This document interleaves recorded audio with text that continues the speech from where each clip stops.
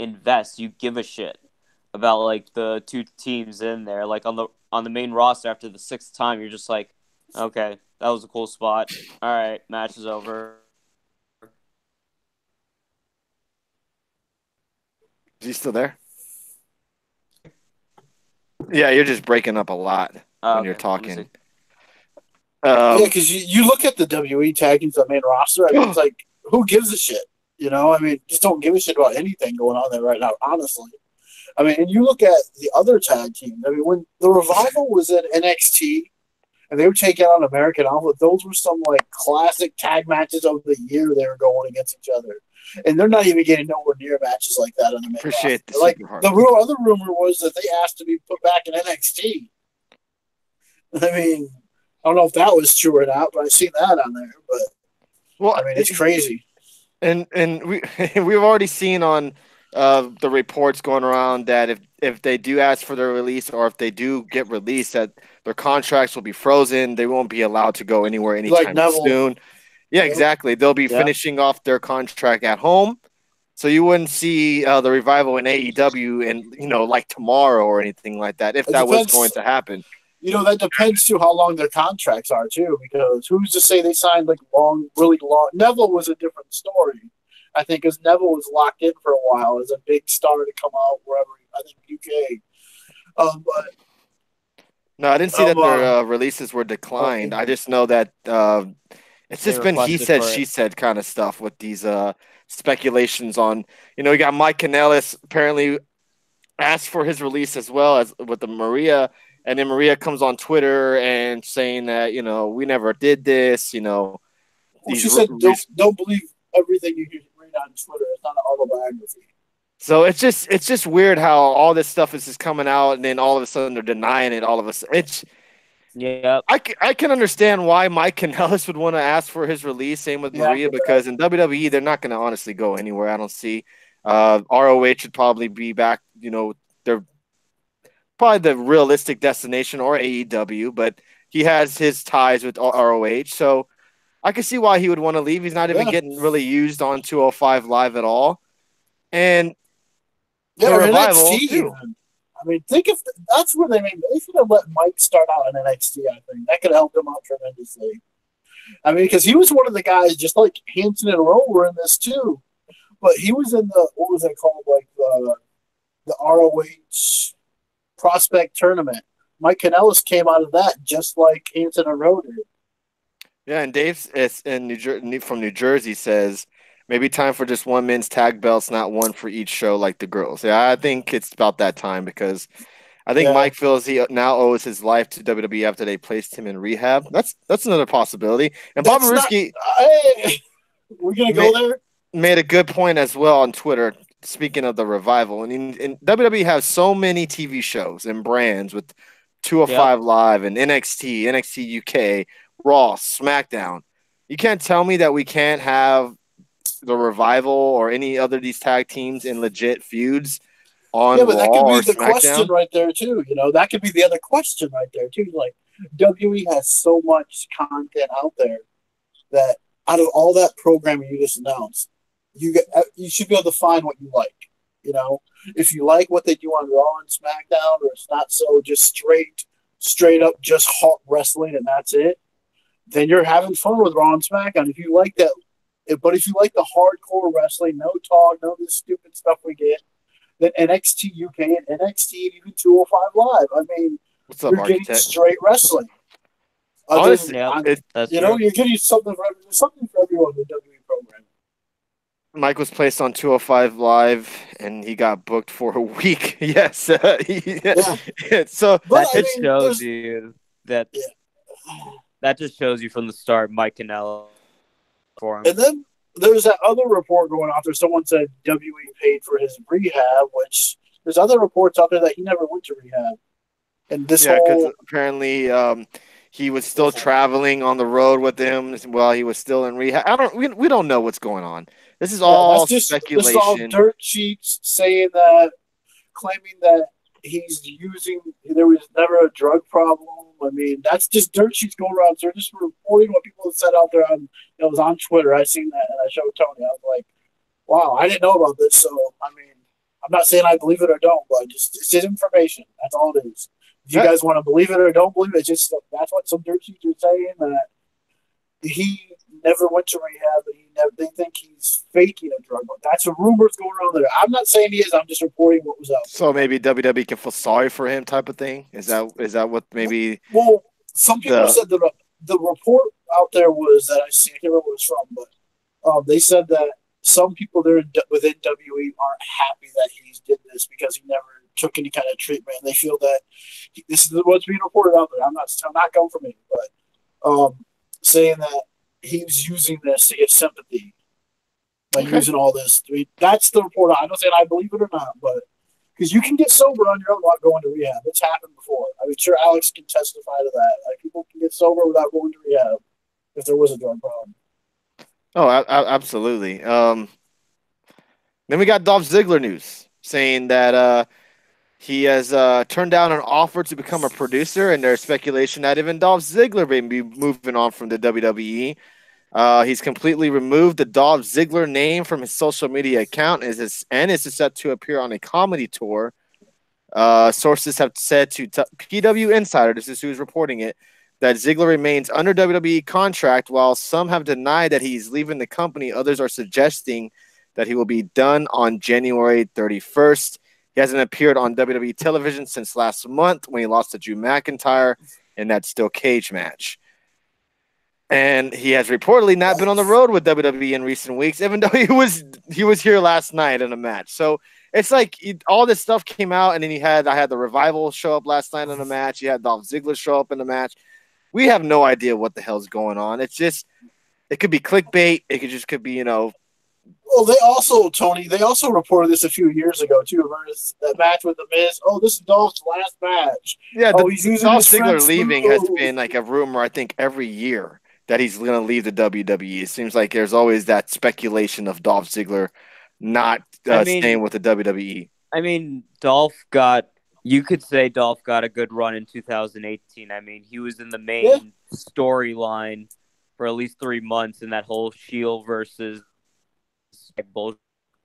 You know, he got the Intercontinental, he got the IC title. He put on some great matches. What else is there to do if he wants to just be a comic?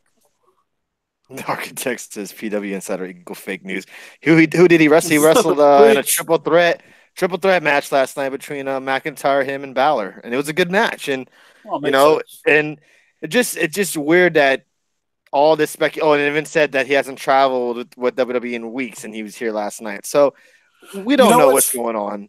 But really, nope. I hate to say this. This is going to be bad. It's not like I hate Dolph Ziggler, but if he left, I didn't even know he hasn't been on TV in a month. So whatever. But I didn't even notice. But I'm saying, would people notice? Would you notice if Dolph left and went somewhere else? What's up, everybody coming in here? I'm sure he would do good on the Indies or do whatever he wants to do somewhere else, even AEW or wherever. But I mean, evening, Reverend. Is he like a guy that's really going to be like, man, we lost Dolph Ziggler. Damn it. Vince is going to Triple H, what happened? I lost Dolph. I mean, I don't think it's going to be like. Yeah, probably not. Maybe certain towards maybe Dolph, but I could see Vince wanting to keep the Revival around because he knows what's up. I would at least think. Yeah, I'm sure Vince probably asked Triple H. He still works here. Now, speaking of this whole contract and asking for the releases and stuff, so there's been other news coming out saying that if you show proof that you've been offered a contract either from ROH or AEW, that Vince McMahon will double the pay. So here's All Elite Wrestling has officially launched, and WWE is already feeling the heat. This is what the article says. For the first time since WCW folded, wrestlers have many options available to them outside of the company. ROH paid a significant amount to sign Rush, and New Japan has locked some of their talent with longer contracts. AEW has the backing of Tony Khan and is able to offer massive contracts to sign big names. And the latest edition of everyone's favorite, the Wrestling Observer, Mr. Dave Meltzer is reporting that WWE told its superstars that if they can show that they have received an offer on paper from another company, then the WWE will not only beat it, but double it on the spot if they sign WWE's deal immediately. Apparently, WWE did not offer enough to Chris Jericho because he signed a 3-year deal with AEW and says the deal is the best one he's ever signed. Meltzer also added that McMahon is trying to avoid the idea that people want to leave and don't want wrestlers thinking that they can make money better by going elsewhere.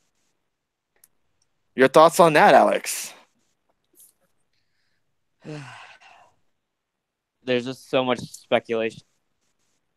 I've just like seen every rumor from here to there. So, I mean, it's good to see that there's this type of talk. It shows that, you know, presents like it has the WWE like really strapping down. So, I mean, for guys like the Revival, prefer them to leave because, yes, the new change has been for, but it doesn't change the fact that the tag division has been a joke. So, if they want to leave, why not?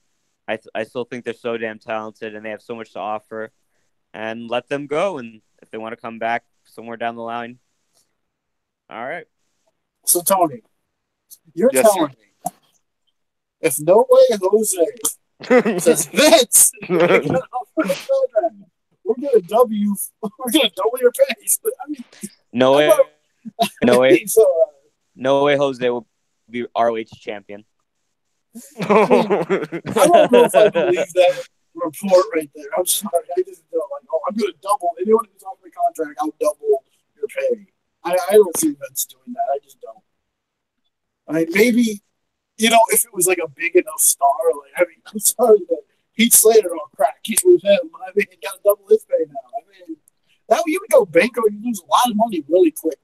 Vince has billions. I get it. So does Khan, but I don't think he's really sweating on losing the small potatoes, but maybe he is. Like, people have said that they're going to start locking up people. So we'll see if Nakamura stays, if the clubs both stay. I mean, because think about the club and Nakamura. If I could easily see them popping in at like AEW. AEW's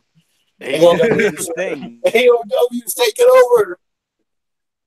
With the club, with like Gallows and Anderson, the talk before leave to go to Japan because their family's here. But if AEW's going to be in Florida, I mean, what's to stop them to get both worlds? And then we got a new tag team name. WWE can't claim it. They could just use the they OGs. Could just be Bullet Club.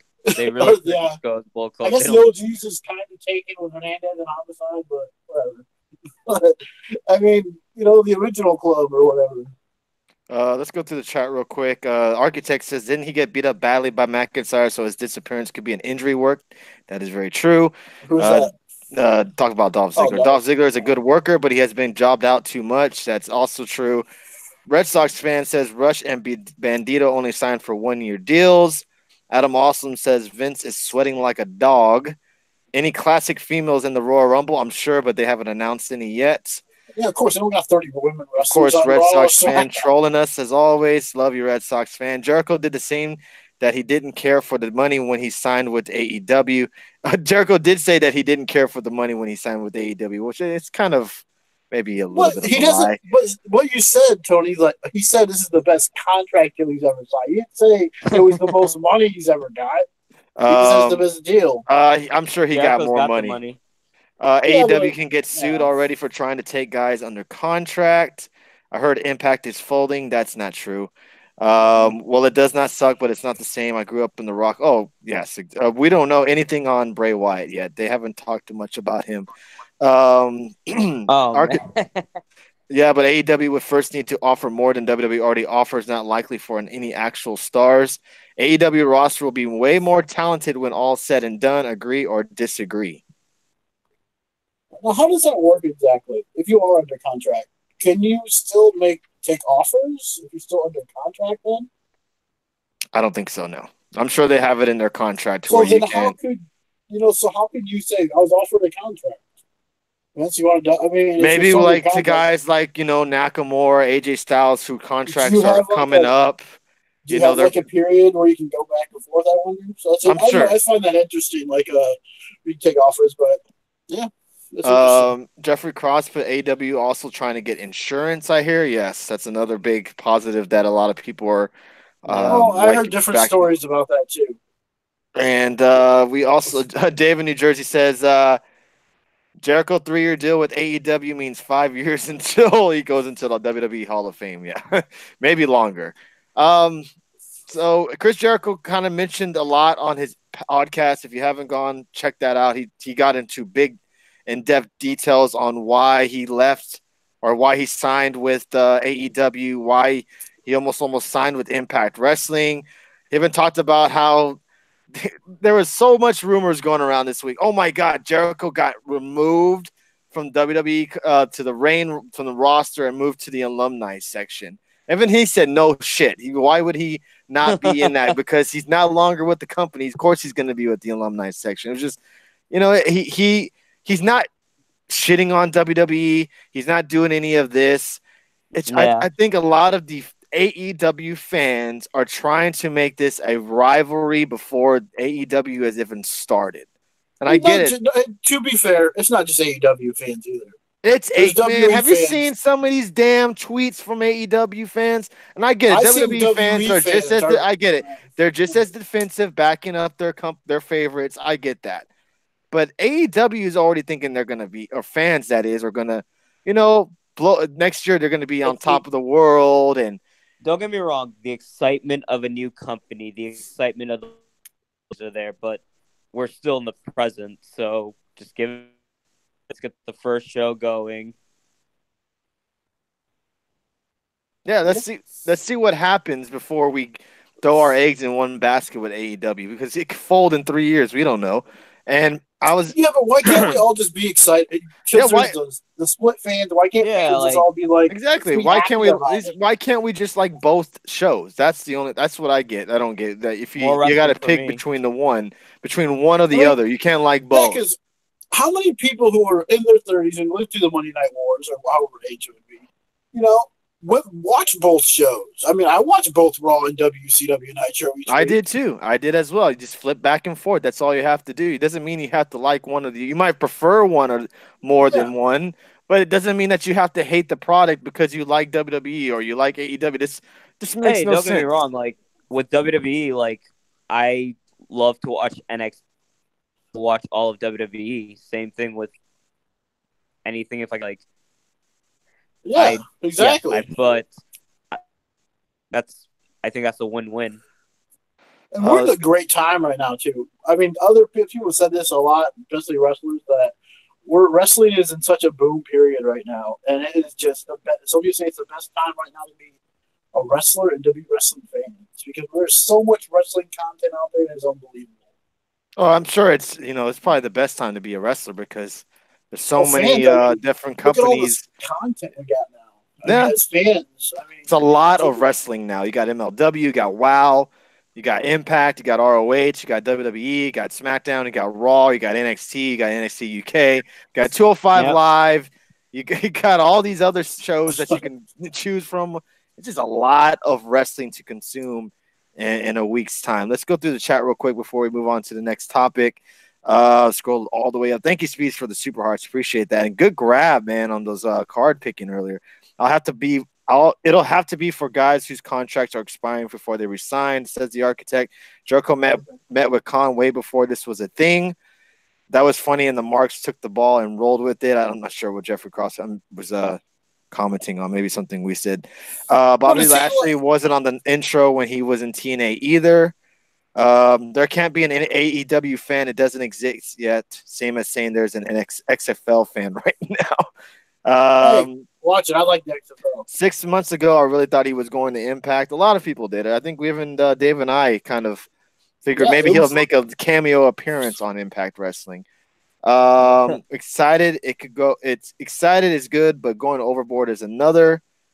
Let's see. Can't we all just get along? There's a lot of I'm getting catching up. You can be a fan of wrestling and anticipate the arrival of AEW. Plus, with AEW, it'll be on a different day than Raw, so fans don't have to worry about switching. That is now. Red Sox fan is telling me I didn't watch Nitro. Okay, okay. What's up, Ducks fan? How you doing tonight? Competition will bring the best out of all promotions. Yes, we've always been component of Is it the. competition if it's not early on the same night, though? Is it still competition? I mean, just because they do good on one night and they're on another night, is it really competition with WWE? I mean, not really, if you ask me. I mean, Nitro and Raw head to head each week.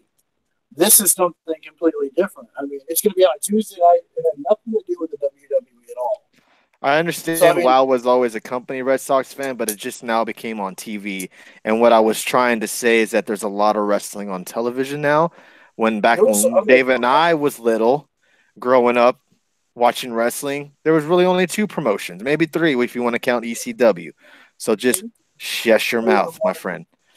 Kevin Owens news, and then we'll get to a couple of more topics, and then we'll move on to some of these predictions. I know you guys are amped up to hear about Royal Rumble and our NXT takeover predictions. Kevin Owens may be off WWE TV for a few more months, according to everyone's favorite Mr. Dave Meltzer. WWE did recently air a returning soon video for his return, but word is that the current plan is to wait and bring him back to TV after WrestleMania in early April. There's no word yet on if he will be working live events, but it's not likely. He's been out of action since October after undergoing surgery on both knees. He's expected to be back, expected to be cleared fairly soon, according to Mr. Dave. Now, do you think this is a smoke screen? And maybe we see Kevin Owens show up in the Royal Rumble next Sunday.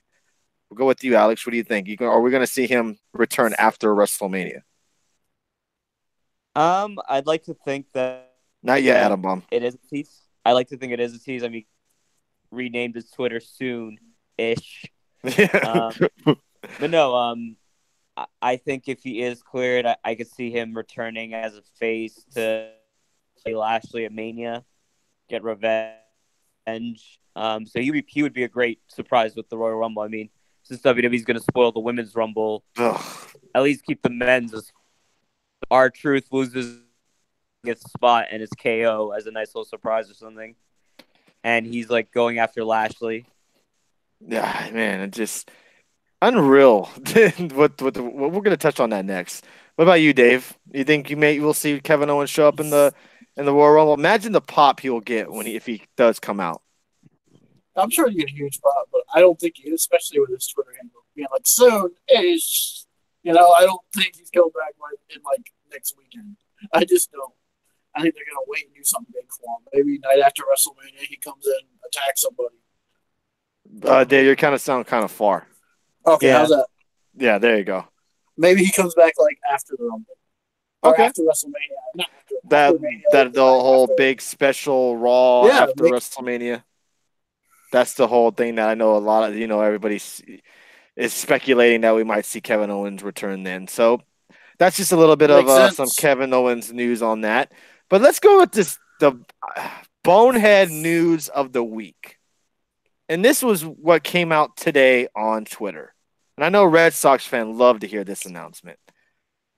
WWE has announced that on Sunday, January 20th, which is tomorrow, everybody, a week before Royal Rumble,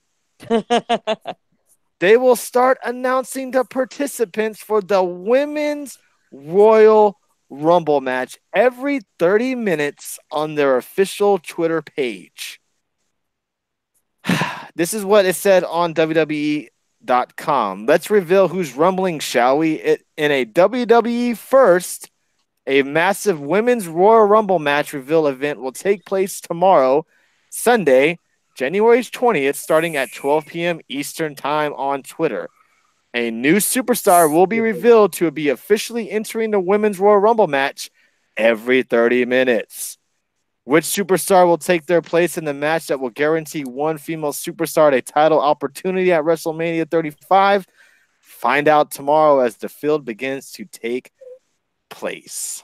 Shape, excuse me. Is there any chance this is just going to be where they're going to show up in a room and pick out, like they used to do back when they pick out the little lottery ball? I don't know what the hell. Why? Because I know they used to do that. What happened to the anticipation of counting down from 10 and you and your buddies guessing who's coming out next? What happened to those good old days? That's part of what made the Rumble so special. Now it feels like a glorified battle royal. What's Yeah. up, sweet one? How you doing tonight? I We just don't that's know what I don't get. exactly. We don't know exactly when they're coming out. But And then I'm seeing on Twitter. Well, I don't see the problem of it. They're not announcing all 30 of them. Well, who the fuck cares? I would like to be surprised at every person coming out next Sunday. I don't want to know that Ember Moon will be number 12 or Natalia will be number wait, 27. they're I don't telling us want to the see that shit. numbers. They're telling us the Yes. number. Oh, I Yes. thought it was just the name. Yes. What spot they're Wow, coming in the Rumble? Yes. that is stupid. I thought it was just the names they're getting announced. It's gonna be, which obviously the names of everyone. I But I believe I mean, could be wrong, or they could just be announcing who's going to be it in general. But still, it used to be surprises, that we would love to see when Royal Rumble, happened every January, yeah. where we Well, there count has to be down and some guess who was going to come surprises. out. Why? I just You don't have to, understand what the point yeah, is. I agree. It's stupid, and there still have to be some surprises because Raw and SmackDown. I don't think you have 30 Is it women in just named out TMI. Jeffrey Cross? I hope so. I hope I'm wrong on the placement. They don't tell us that they are a number of this and that. I mean, golly, it just the whole No. excitement would be about who's coming out next, who's starting at number 1, who's starting at number 2, who's going to be number 30. They already ruined the men's No, apparently with our truth, but he's not gonna win it. oh no, I'm just saying, Oh, we but already know our yeah, number for it could have sure. been something special. Yeah, because before they used to do like a big battle royal on Raw to determine who's going to get the 30 spot, or a four fatal four way or whatever they used to do. But now, Tony, would you have a problem with this if on the pre-show of the Royal Rumble they had wrestlers, men and females, going to the back and picking out like they used to do back in the little No, lottery ticket as numbers? long as they don't show who's going to be what number they got. I I remember used to love that stuff. Yeah. they would go in there and they would pick their number, and sometimes you get the happy reactions, you get the pissed off reactions. That's what I enjoyed about the Royal Rumble. A lot of people have the Royal Rumble as their favorite pay per view, and I can It's one see of my why. It has so favorites. Yeah. many. It's It's the anticipation. right, exactly, Next, like exactly. who's like where, and it sets in the big pictures. It's like, okay, WrestleMania season is officially. Let's do this. Thank you again for the super hearts from Spees, Mr. Anthony Because it's Ducks, and been Jeffrey Cross. used. I mean, the Royal Rumble's been used to tease and set up so many big moments. I mean, go far back as to Ultimate Warrior and Hulk Hogan being in the Rumble together. I mean, and they were just like, I think Taker that's and Shawn, like yeah. Taker and Shawn in 2007. Like that was a great moment. Like Dave said, Hogan and Warrior facing off. Like those moments. Yeah. Yeah, the Austin and Bret Hart rivalry. I mean, I'm not sure if they're going to announce all 30 women. They're just going to be announcing women for each. They didn't say how long this is going to go for. They haven't found. Yeah. they didn't really have 30 women on their card. R-Truth is special. I really hope EC3 has a strong showing. Well, I mean, considering we're seeing silly ass I wanna see, backstage, like, I'm not sure. because I want to see like a Tony Storm surprise or a Kyrie Sane, like those type of surprises. But, I think I'm more interested in the women's Rumble than the men's. I think because it's like the men's, it's going to be your normal people in it. we'll get to that. I know, we'll but get to that. just because, okay, the women's it's fresh and new, you can go any way they want. But with the men's, it's like it's always the same people. Well, and also because kind of the big storyline, everyone's wondering like who's facing Ronda, who's going to be on the SmackDown. Well, let's be honest, but who's facing Ronda? Yeah, is Becky Lynch going to win the title? If she doesn't, is she going to be in the Rumble anyways? You got so many questions without any answers. So, I mean, even if they do ruin a couple of women's surprises, there's still the anticipation is still there on the women's side on the Royal Rumble. Will Lars show up as the question, says Bob Ruski. Do you think this whole anxiety thing maybe was a made-up thing to maybe – I hope it wasn't because, I know anxiety is a serious issue. To make fun to use that as a word. But maybe to keep them off TV to surprise everybody at the Royal Rumble. Because I've been thinking about it because, they haven't really come out with any more news about it, but it would be kind of odd that if he does show up at Royal Rumble. Do you think that's a possibility? I think through, like you said, we don't really know much more than he just had anxiety attacks. But if they're keeping him off, I mean, Rumble's a good time. still keeps a surprise. What's up, Alice? I mean, Yeah, there really isn't anything between now and then for him to come on. yeah, but they got to be very careful too, because they got to show that they're being very sensitive to this, and they're not trying to, because they can get in some serious trouble. Some legal issues too. Bobaruski says he's locked his Twitter account as well. Oh, damn. The hell? Jeez. So they got to go tread lightly. The WWE does. Becky gonna lose to Asuka, didn't win the Rumble, and people still gonna call her a bad. Says Red Sox fan. Red Sox fan hates Becky Lynch. Do you think Bray makes his return at the Royal Rumble? Asks Chris Smack in the chat. What do you guys think? Do you think we see Bray finally? I mean, goddamn. When's the last time Bray's been on TV? Does anybody remember? Where did they lose the tag title? Is that when his last time he was on TV? With Matt Hardy, when Matt Hardy actually kind of left the WWE for whatever reason, seems like he's not going to be back for a little while. We're still there. If Bray's coming back, he has to come back as the family. You can't pull him in and then just have him move the damn SmackDown and he can join put him with the Sanity. Yeah, because they look perfect for him. They really do. Scrolling up more. Read that one. I'm telling you though, Eugene is coming out. I don't. Oh my God, are you going to be shocked to see Natalya show up in the Royal? No, but I mean, what if they do kind of ruin a surprise that some, women from the NXT roster will be at the Royal Rumble? What if they say, or saying Trish Stratus is going to be in the Rumble? Yeah, it would have been nice to get that organic surprise instead of seeing it a week before the actual event. Why not come out as one with the entrance and all? Yeah, exactly. I just don't. And Bob Ruski, I think it was Bob Ruski or Adam Bomb that liked or maybe retweeted someone saying that they're just going to block the WWE until next week, so they don't see any of the announcements. I thought that was pretty funny. Moving on, we have some rumored tag teams that will be in the Elimination Chamber match. As everybody knows, on Monday night they announced that at the Elimination pay-per-view, they will finally have the women tag team titles on the line. 3 from Raw, 3 from SmackDown. And so far, the rumored tag teams, I think we kind of figured some of these, which was Sasha Banks and Bayley, Sonya Deville and Mandy Rose, Tamina and Nia Jax, the Iconics, and also WWE Hall of Famers Trish Stratus and Lita will be returning at some point in 2019 to compete for the titles. So they're going to be in the chamber? No, sometime in 2019 they're supposed to be returning for the titles as well. Because you remember they kind of had that whole thing. Yeah, I would be surprised if we see, like you said before last week or whatever it was, Tuesday. No offense. I didn't think about that blocking idea either.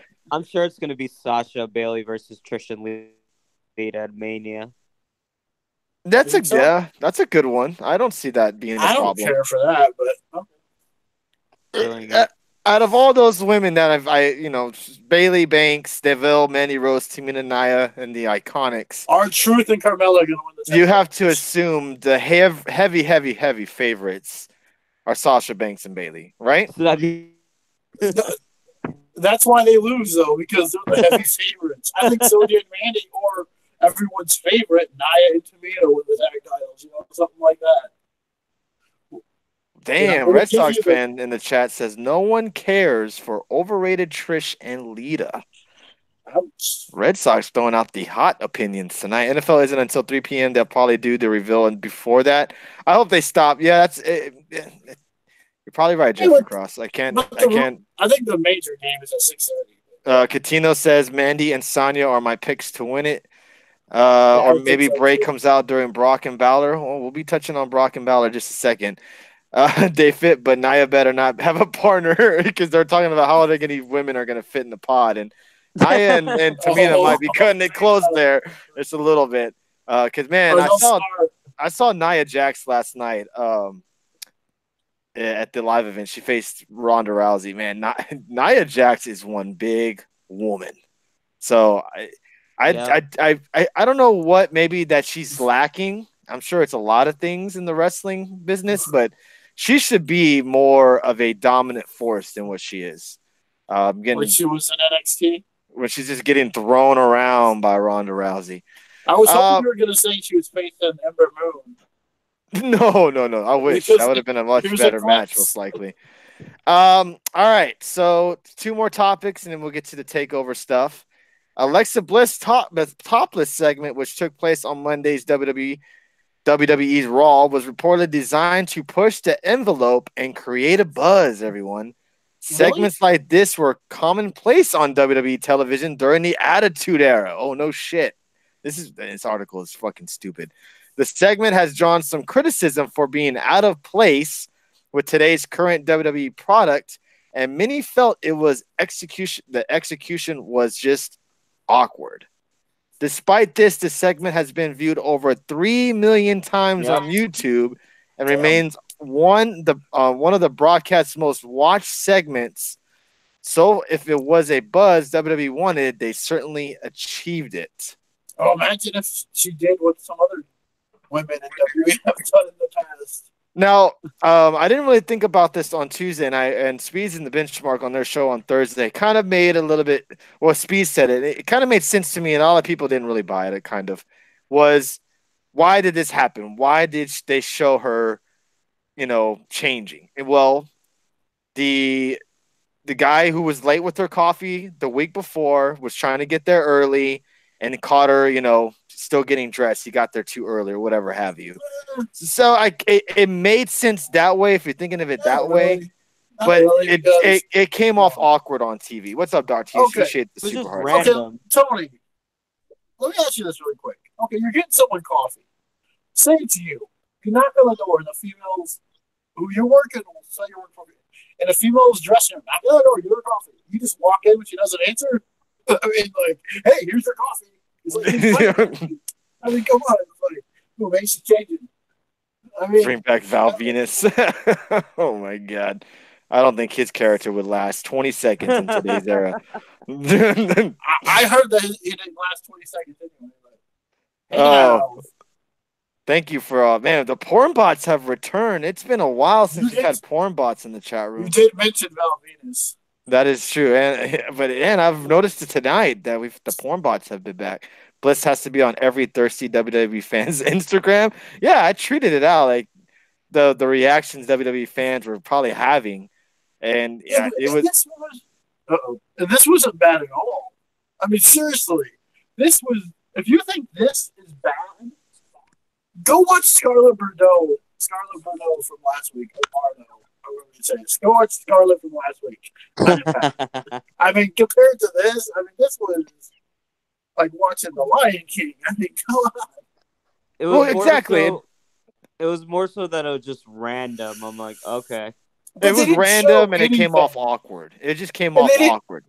And she was covered completely. All you've seen was her back, and that was it. Yeah, and I think someone in the chat room on our Saturday night show, it may have been Tuesday nights, where they said that they see more skin at the beach than what we saw from Alexa Bliss on Monday night. And people were throwing a fucking fit over this segment. And also, people were throwing a fit about Mandy Rose as well, too, about how she she took her robe off and, and stood there trying to get Jimmy.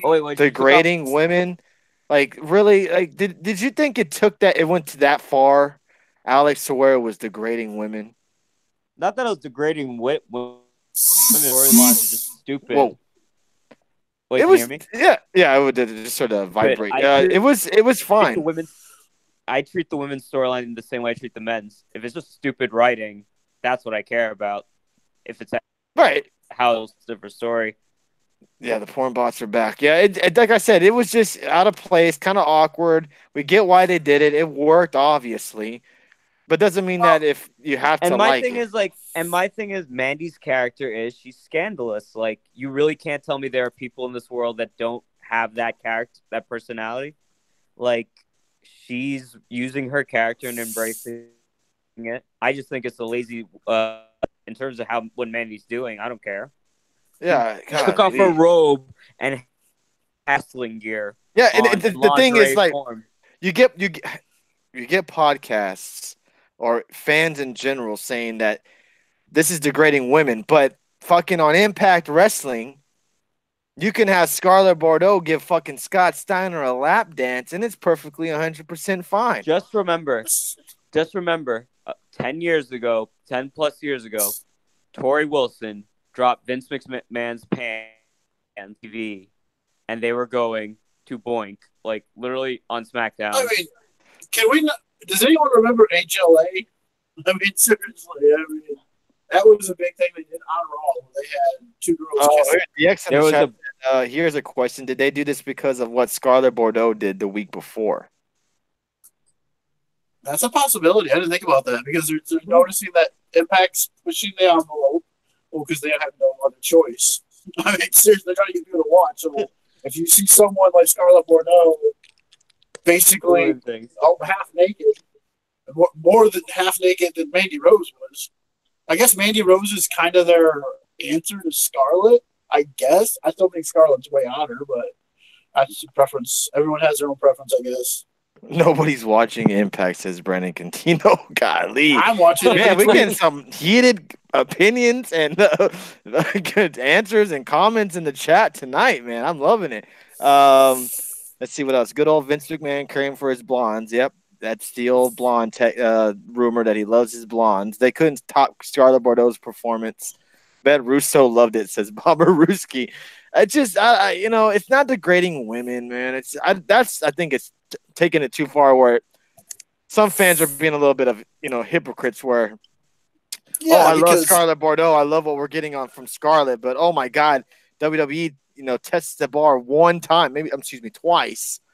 And oh my God, it's the end of the world. It just, I didn't understand that. There's nothing wrong with having like some people be sexy and do stuff in the ring like girls, and also still wrestle and kick ass. There's nothing wrong with that.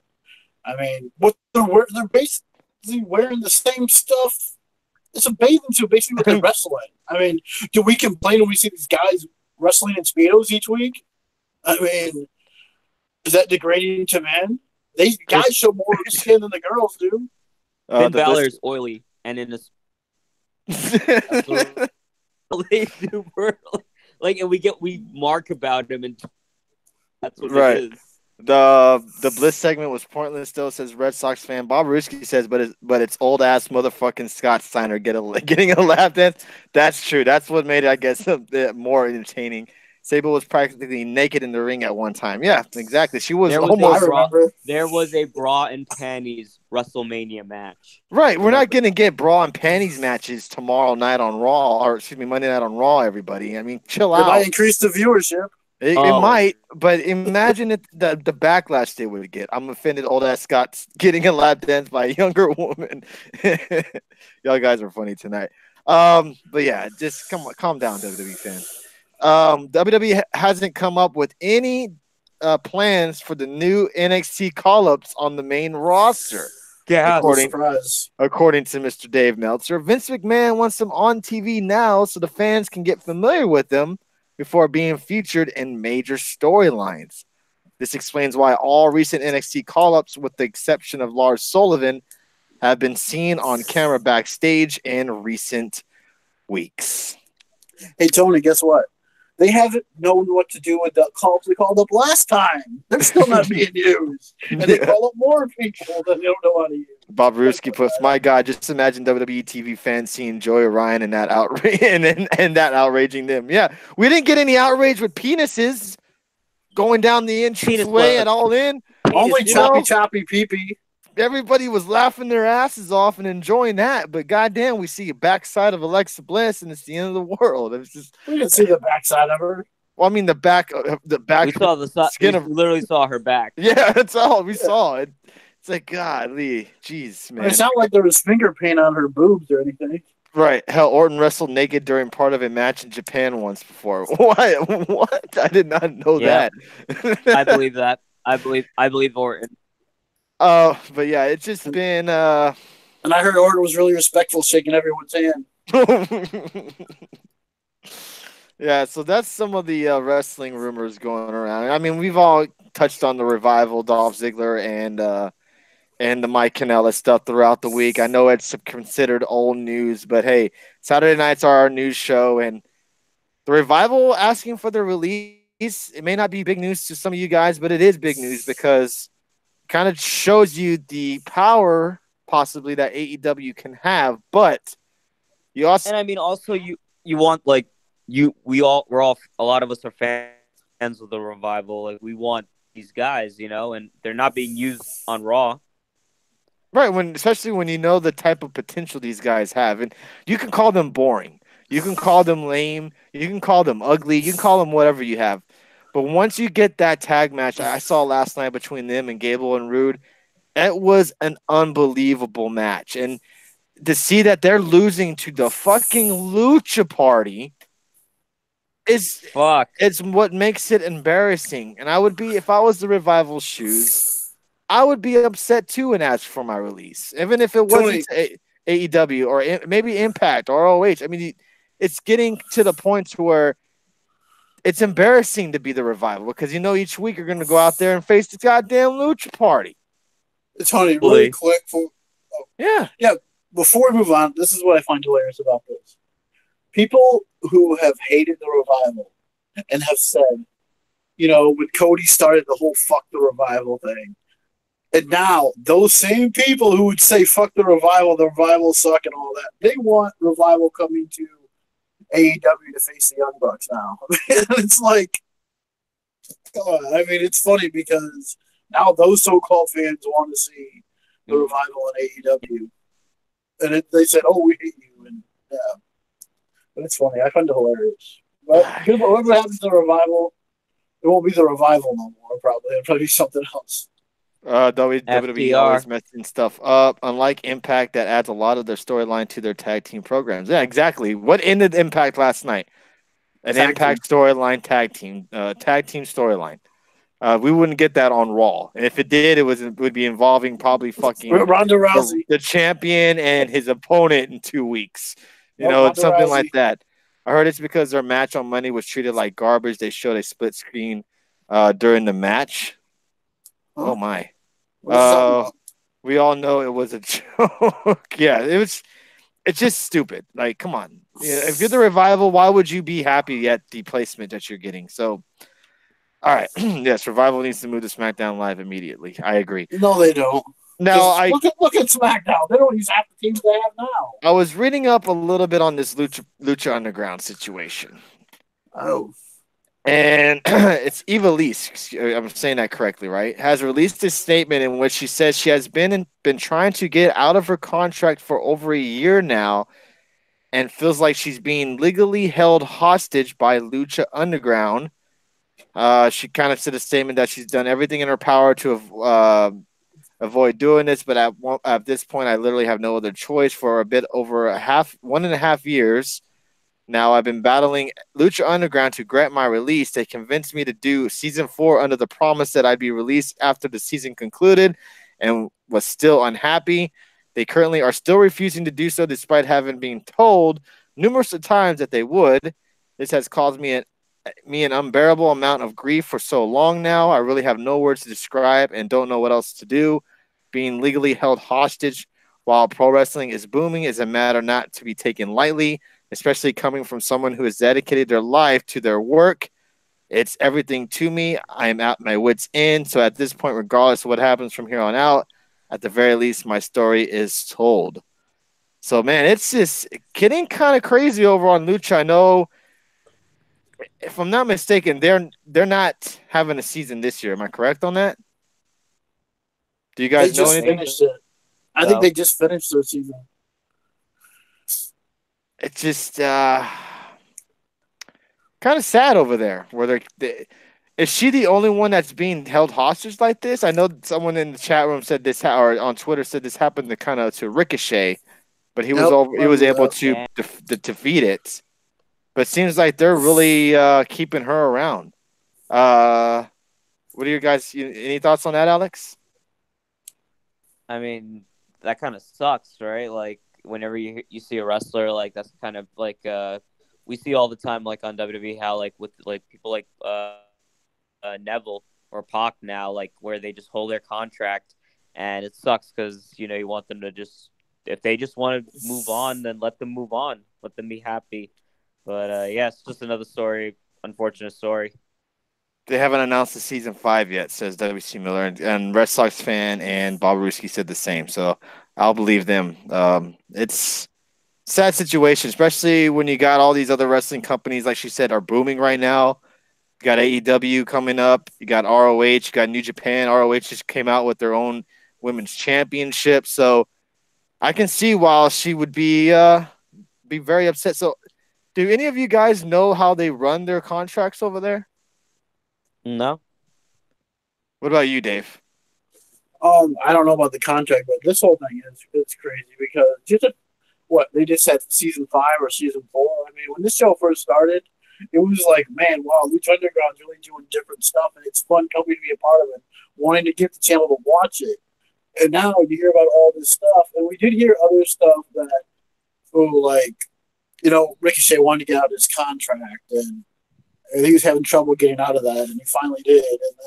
And now Eva Lee's story, where it's like they're holding these people hostage, and they won't let them go because even though there's no season 5, they should let them go and let them out of their contract. They don't know yet, but they should still. But I'm not sure if this is a AAA deal or if it's just Lucha Underground or how that works. Red Sox fans said their contracts are similar to how WWE runs their things.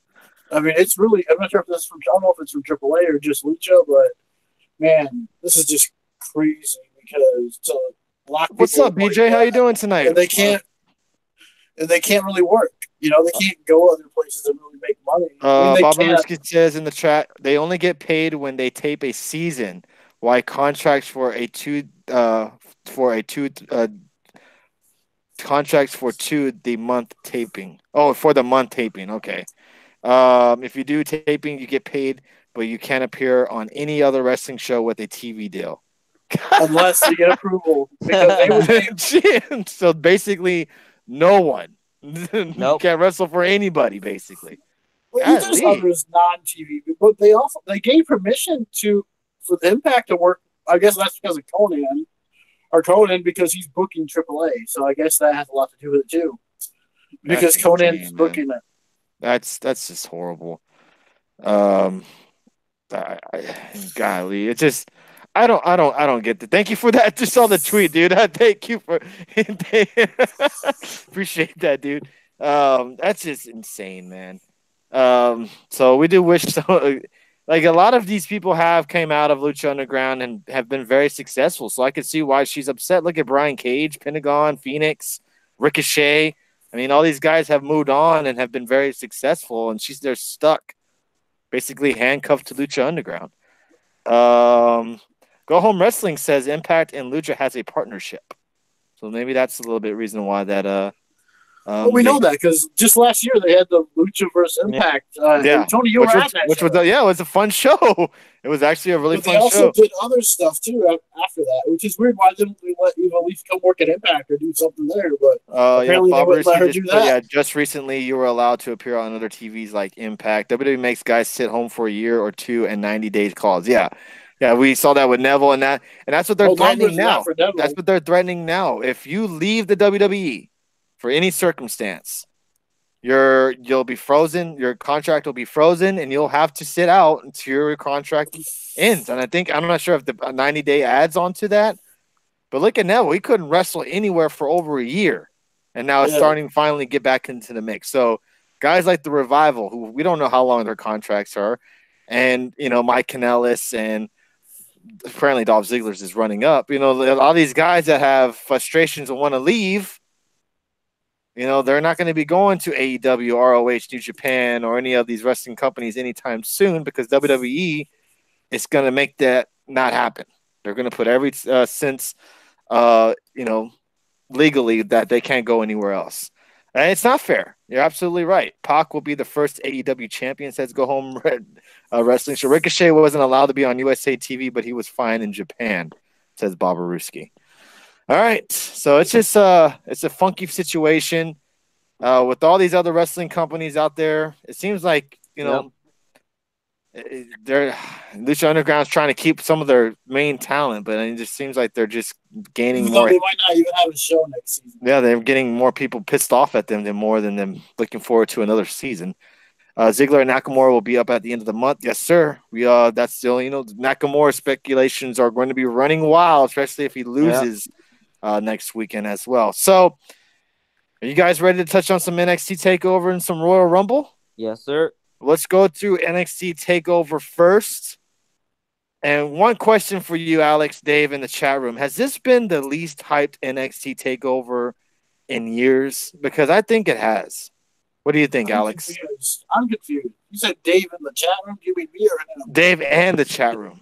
Oh, sorry. I'm confused. It was 2 days. What do you think, Alex? Has this been one of the least anticipated NXT takeovers in maybe a year or two?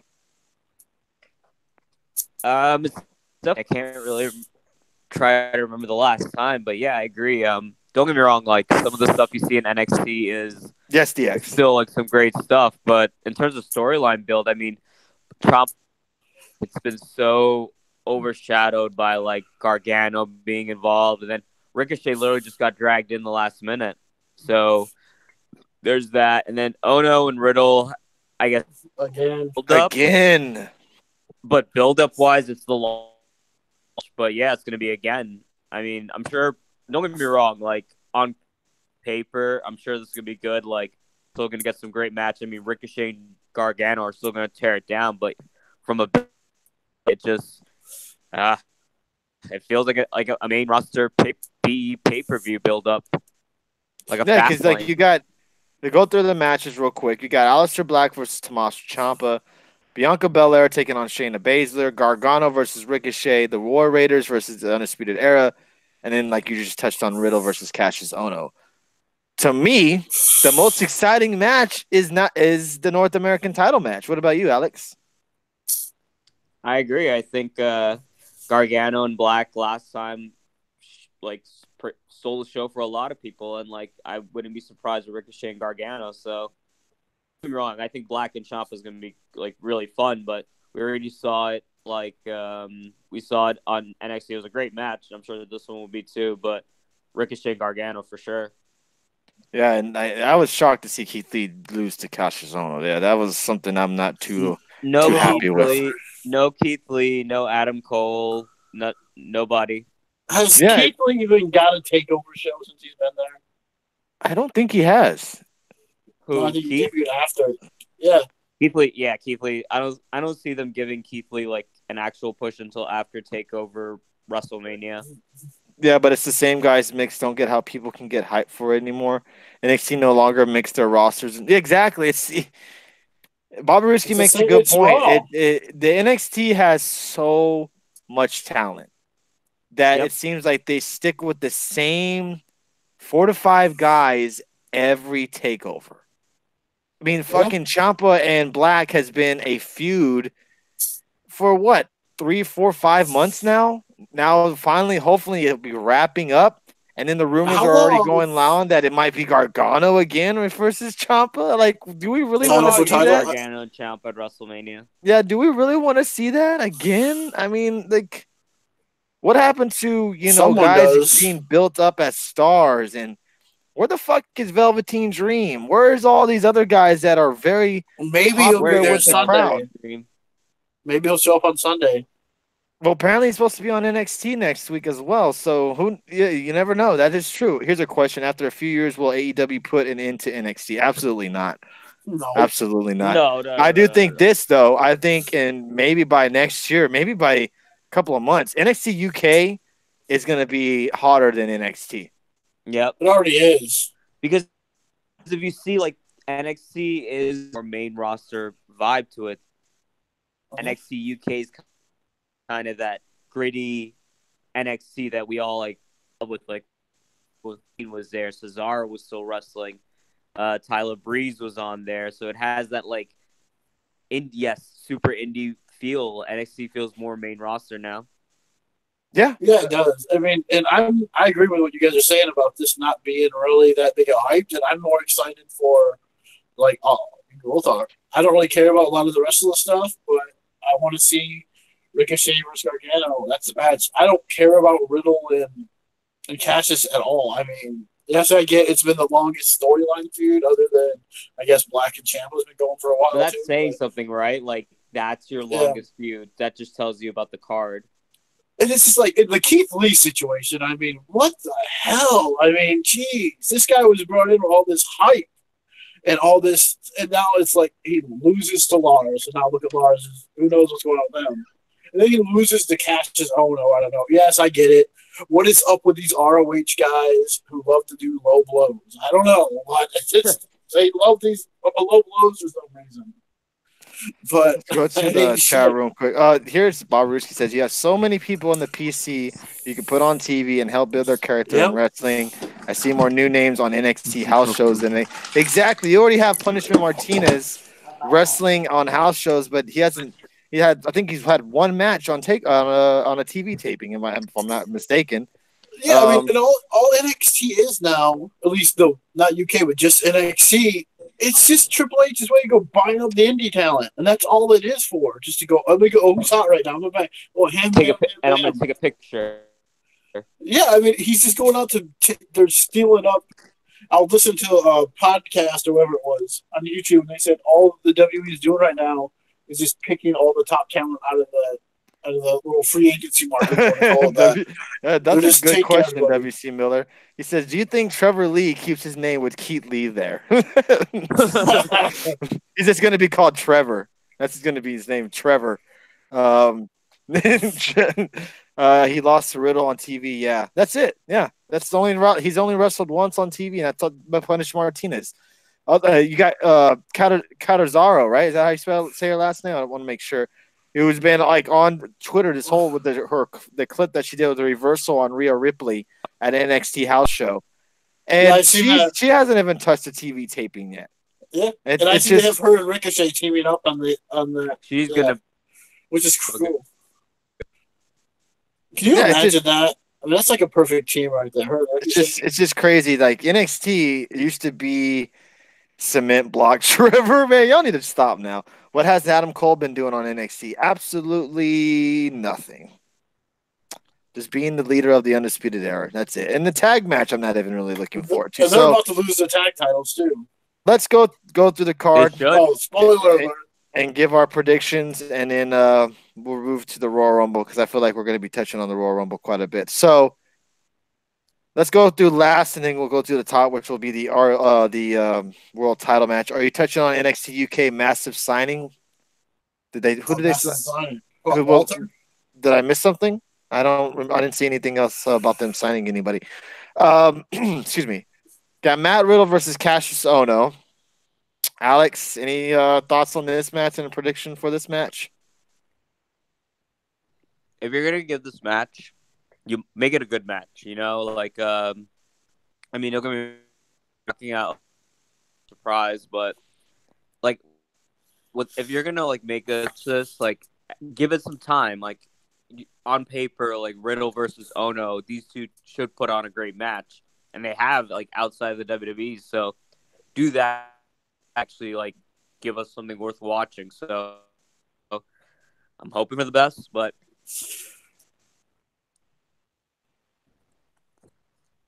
was that you're breaking up? Wait, can you hear me now? Yeah. Riddle takes it. I just hope if we're gonna watch it, just give it time and make it be good. Yeah, longer than 3 seconds, please, says Bob Aruski. Exactly. Come on, let's get a good match. Have these two guys go out there and throw it all out on the line. Don't give us some type of job match where Riddle beats him in 10 seconds. Let's have actually a real match in this damn feud so we can move on to I don't know what Matt Riddle will be going up next, but I don't think it'll be the title picture yet. What about you, Dave? Are you even slightly excited for this match again? Not really, no. And I think it ends in about 10 seconds because this time I think Riddle's going to catch him with a submission really fast and he's going to tap right out. I think that's what's going to be. They're going to play this up like where when the stage is bright and big, Cassius couldn't beat him. But when it's on NXT TV, they have like a 15. Well, I don't think it was even 15 minutes. Maybe like more than 10. But still, yeah, it's just pointless to even do this anymore. I'm just sick of it. Our fan I'm not even digging the Down Under says if AEW is successful, it gives you guys a choice which they don't have now if you want to make money. Absolutely, absolutely. What was that, Dave? I'm sorry. I was just saying, I just don't know I'm not really feeling. I don't know what it is. I'm not really digging Matt Riddle at all. I mean, when I was like, I don't care. I'm one of the few who don't really care for Matt Riddle, but I mean, he's just not like, oh, I can't wait to watch him this week. No, I mean, he doesn't interest me that much. Like everyone else is in love with his bro gimmick. I don't care about it really. Wow. I Okay. hate Vince Russo too. So If we want Vince thing. to believe us about Riddle breaking Brock, then treat him seriously, please. Thank you, Bobaruski. Absolutely. Thank you. That's comment of the night from Bobaruski right there. There you go. I like that. All right. DX also says, I have to say this. This has to be one of the worst takeover card I have ever seen, as in I don't care. Y'all ate some, man. Yeah, did y'all have no breakfast or eat some rotten cereal this morning? Because, man, y'all have been on fire tonight. My goodness gracious. I mean, like we said before, they're not doing a good enough job of building up their own talent again. I mean, it's completely different. I mean, it was more exciting when you had the Finn Balor's and the Nakamura, Samoa Joe all there. But yeah, there's still ex-indie rest star somewhere else. But it seemed like it was more about the wrestling there. They were going out there putting on great matches. There'll be some good matches, but it's like it's the same stuff. Yeah, that sounds familiar. Bro. Bofaruski says, tone down the bro. Vince doesn't understand hippie slang. All right, so next we have the War Raiders taking on the Undisputed Era for the NXT Tag Team titles. It's Roderick Strong and Kyle O'Reilly taking on the War Raiders. Alex, your thoughts on this match? Do we see new tag team champions at the end of the night? I hope we do. I had the War Raiders taking this. Look, I love the Undisputed Era, but who else is left to face them? Are they starting to run stale on NXT? Yeah. Wow. Undisputed Era. I think you say the Raiders. It seems like they've kind of just hit a spot to where they're not really doing anything exciting. They're not really doing anything major. Adam Cole's just literally just there to cut a promo. He's not doing anything. He's not a title. He's not a champion. I mean, it'd be cool if you had they're holding all the belts, but if they're not doing that, then what else are they doing? Yeah. So you have the War Raiders walking out the new tag team champions. What about you, Dave? Your thoughts on this match? And do we see new champions walking out? Well, bro, I think the War Raiders are going to walk out the champs because what's the point? I mean, Undisputed Era has kind of like fizzled out a little bit, and maybe it's time for them to get called up too, or keep them there. I don't know.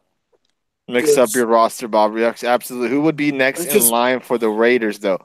Oh, you don't want to know my opinion on who should be next in line. Brother. You don't want to know who I think should be next in line, everybody. Because what else can they do with? I mean, what else can we do with Undisputed Era? I mean, yeah, they were hot for when they were there, but when the first year, they're just going to be the second year. They're just going to be in the backstage where Nikki was for like the first few months. Remember when people were comparing this group to the NWO? How dare they? To the Bullet Club? Yes. Or DX or any type of huge group that made it in the WWE. It's just, they have fizzled out big time. Thank you, Pricer, for inviting your followers. Appreciate that. People are going to hate me for saying this.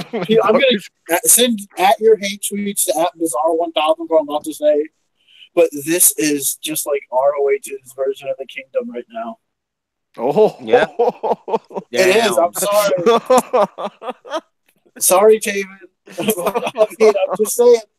It's not the same without Mike and Maria. Damn. This is not. All right. All right. Okay. All right. We'll move on from there. We have Johnny Gargano. Well, do you agree, Tony, or you don't watch ROH? I mean, I don't watch it to that extent to where I could comment and be, you know. No, it's funny. It's relevant.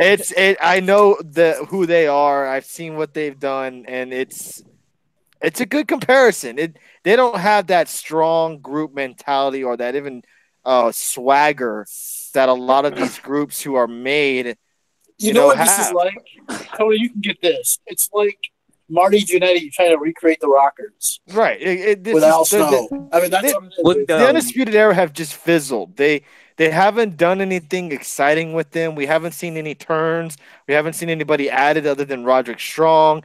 We haven't seen anybody, try to take out anybody.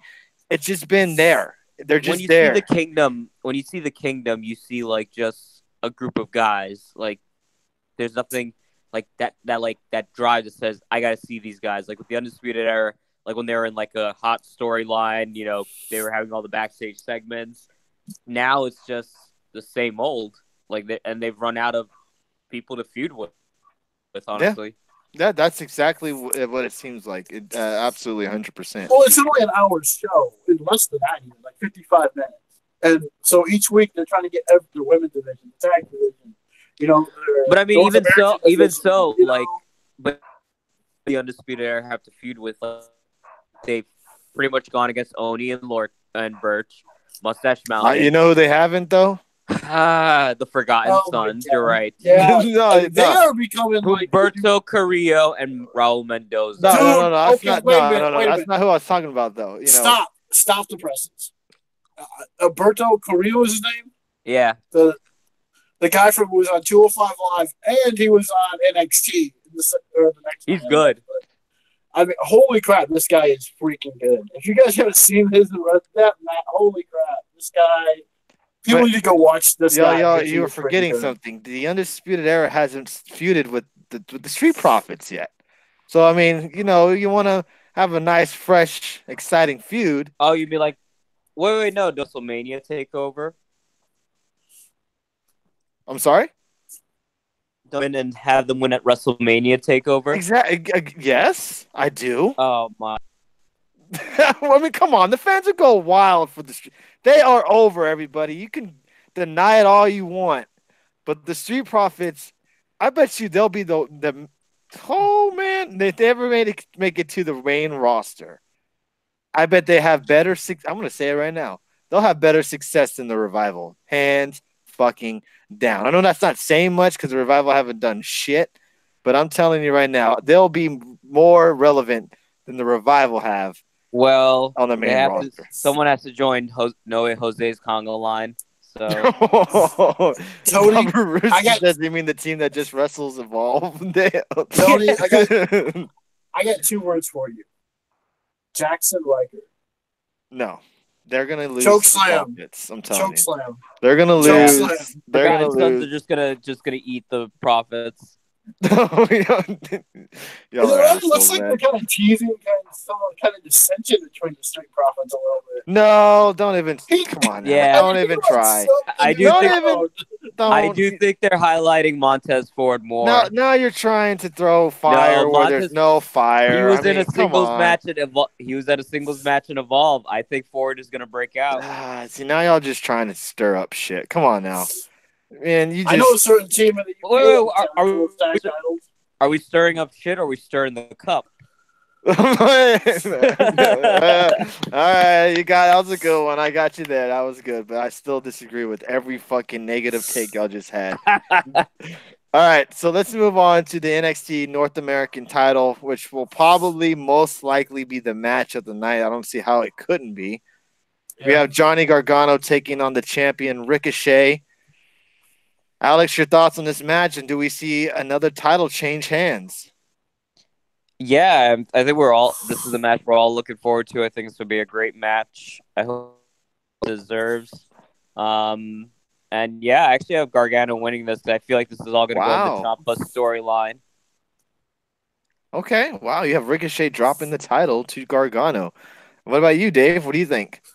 I agree because I don't get why he's going to move up before like Gargano or Ciampa, but I think Ricochet is getting moved up to the main roster really soon. That was one troll comment that got away from Tony. But did I miss something? I think I did. Oh, I think the Spurs? Yeah, I read it. I just ignored it because it was fucking ridiculous.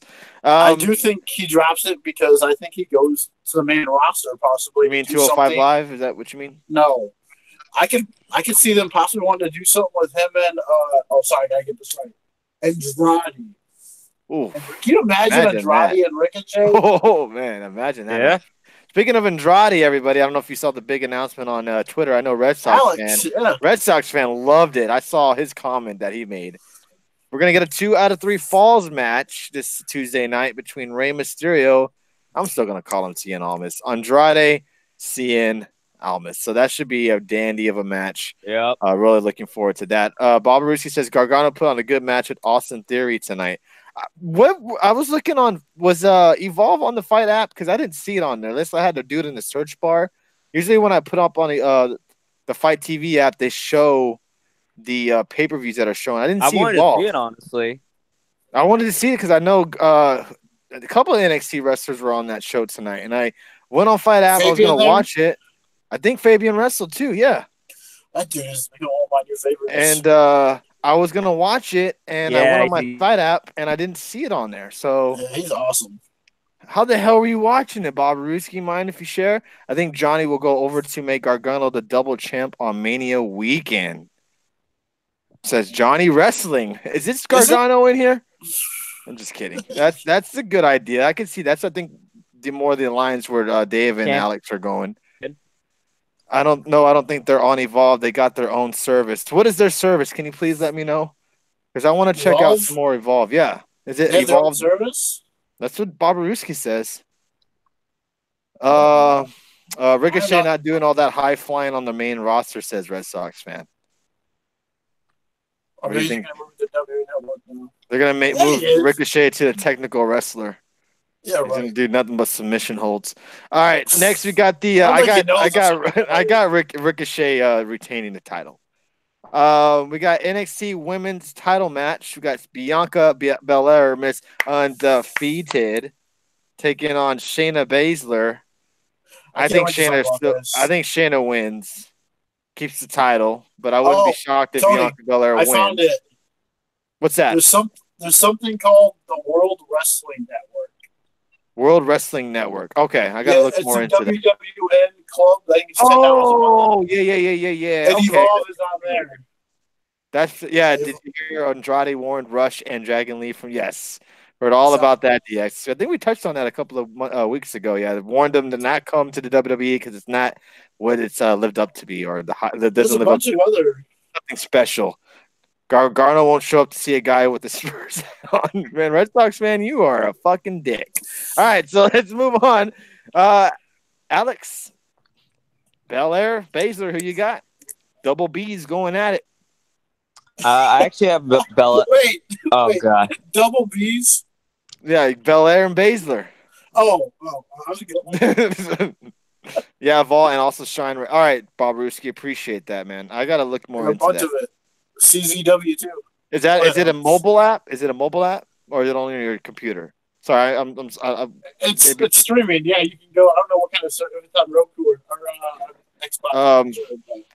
Go ahead, Alex. Your thoughts.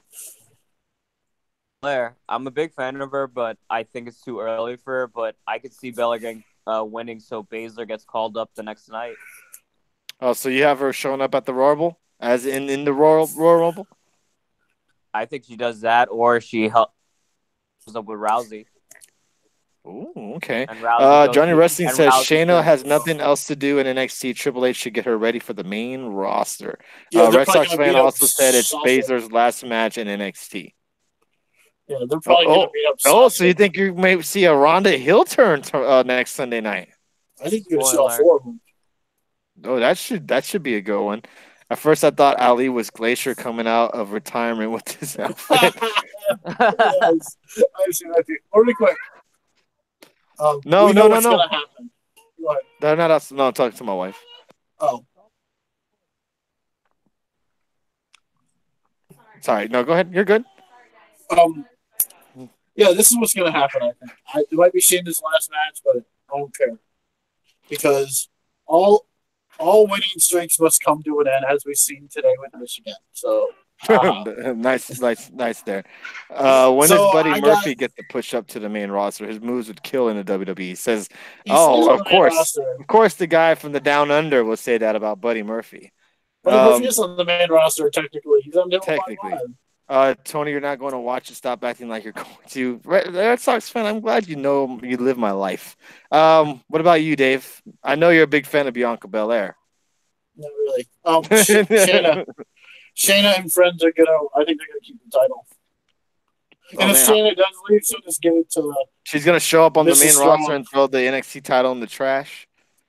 No, that'd be funny, but no. It would be funny, Oh, my gosh. All right, so let's get to the world title match itself. We got Aleister Black taking on Tommaso Ciampa.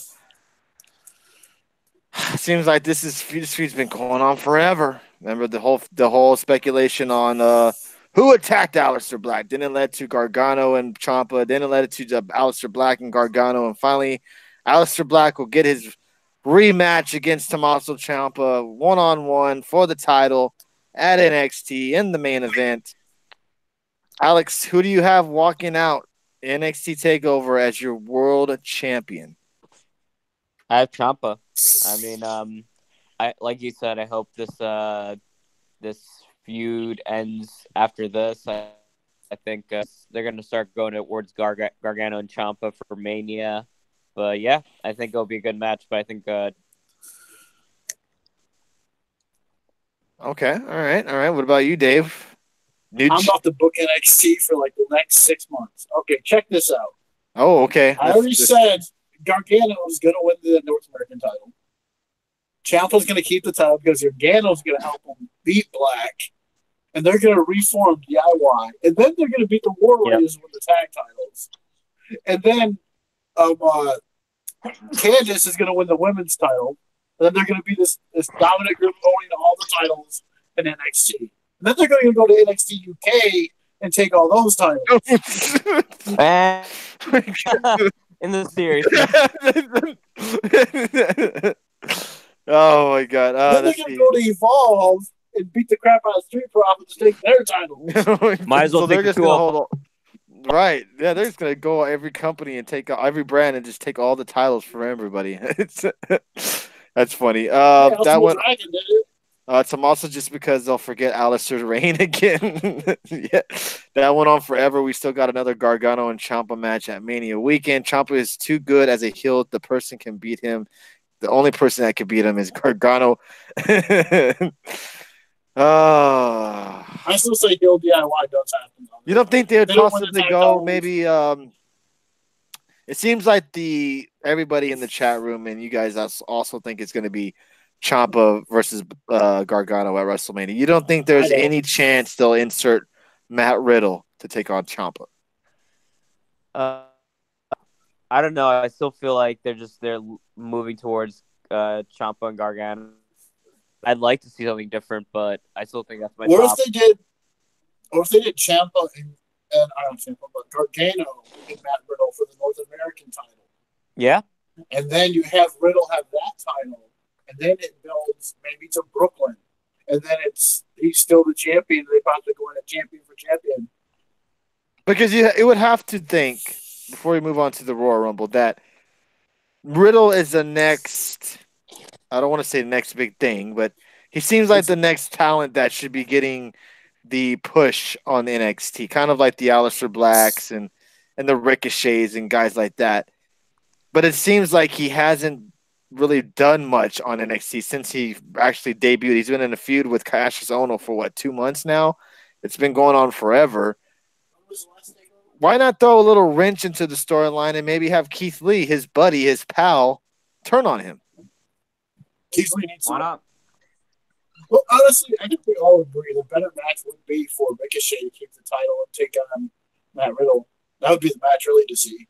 We're doing again, Red Sox fan. You jumped into the chat late, so I'll answer this question. We're doing predictions a week early because on Tuesday will be our Raw and SmackDown live recap. Those shows already go over an hour and a half as it is.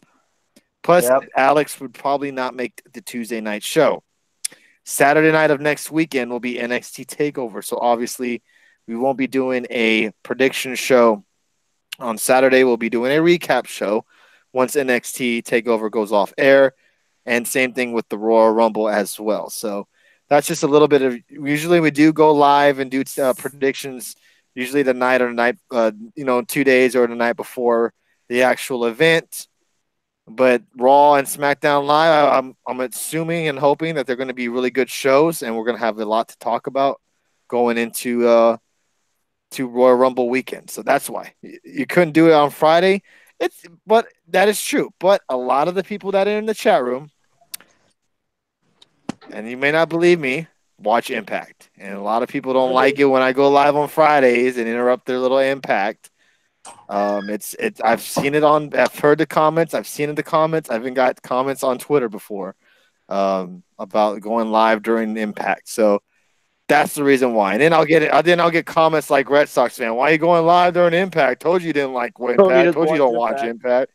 Yeah, Tony don't watch Impact. Told you, everybody. So why not do a prediction show early? And we're able to touch on everything, and we're interacting and getting all the comments in here as well. So what do you guys think will be the match of the night? You two, chat room. What do you guys think will be the match of the night come next week? We're going to touch on that, Bob Ruski, come next weekend. Alex, Gargano Ricochet. Dave? I agree, but I do think War Raiders and Strong and O'Reilly will put on a really good match. Okay, yeah, that's fair. Actually, that's very fair. We don't go live on Thursday, DX. Our buddy Speeds and the Benchmark going live on Thursdays. We don't like to kind of, go live the same time as them. I mean, and we like to keep our same our schedule. It seems to work that way. I mean, don't mean to. I just want to say thank you guys, actually, because the last 3 shows, I put this out on Twitter, that we've been live.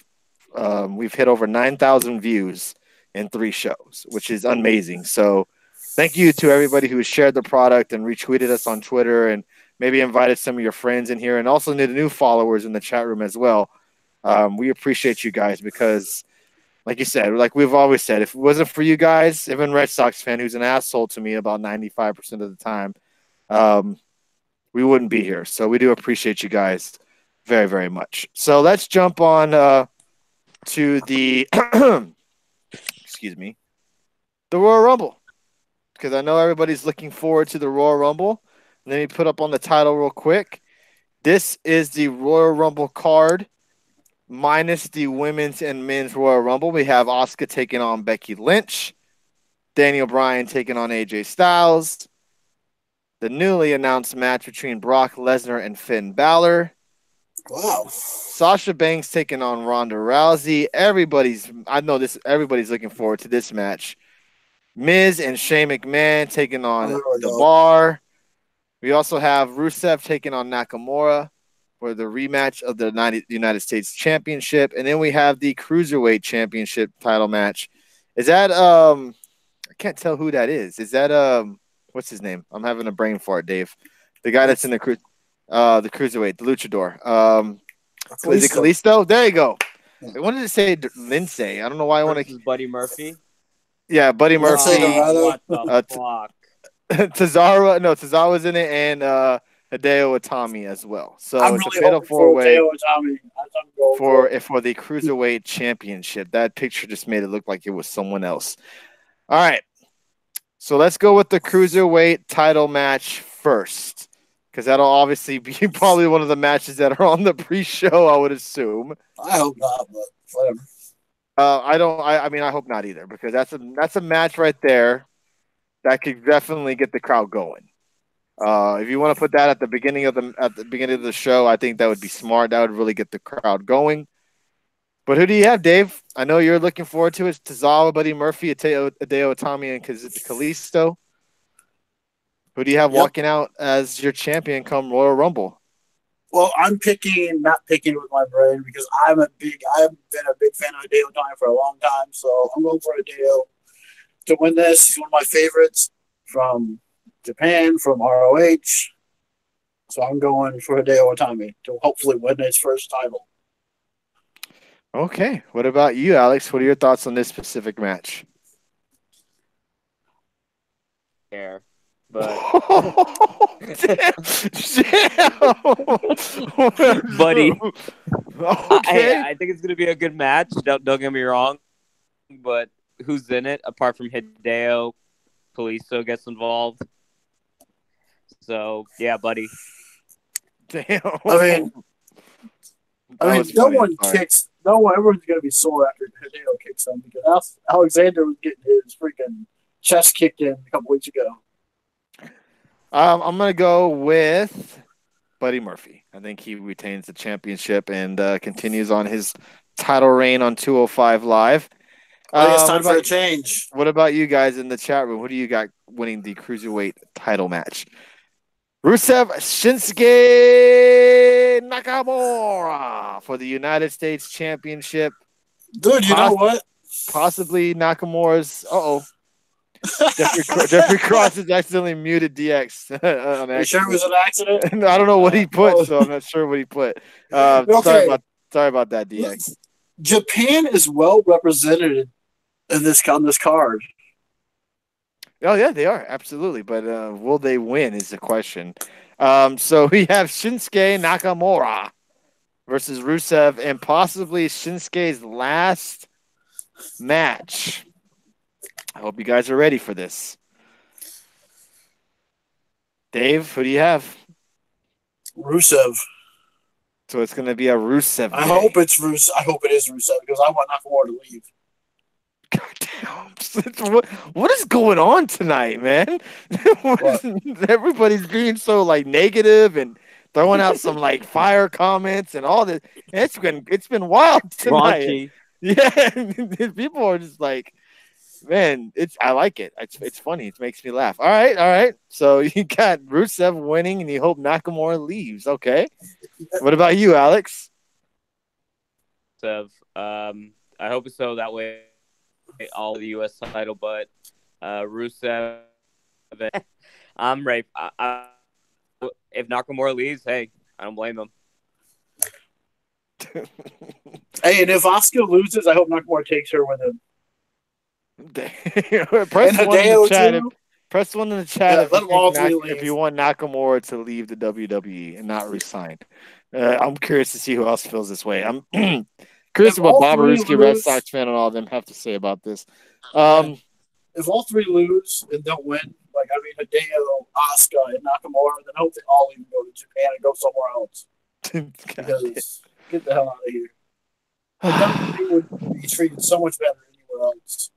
Oh, more than likely. We got we got the Dave putting one. We got the Bar taking on the Miz, and everybody's the best in the world. Shane McMahon. I forgot about that match. For the SmackDown Live Tag Team Championships. Wow. Are you ready for Miz and Shane McMahon to be your tag team champions, Alex? And you wonder why the Revival want to leave? Yeah, it's Miz and Shane. You say they don't like tag team wrestling. Wait, what's the deal with Nakamura? His contract's up at the end of the month, and a lot of speculation is that he's not going to re-sign and that he might move on. So that's really that's what's going on with the Nakamura. Go ahead, Dave. I'm sorry. No, I think it was Alex. No, but you weren't you going to say something about Shane and the Miz? Oh, I was just saying that. Of course, don't you see they do love tag team wrestling? Look, Shane's about to become a tag champion. Of course, the McMahons love tag wrestling.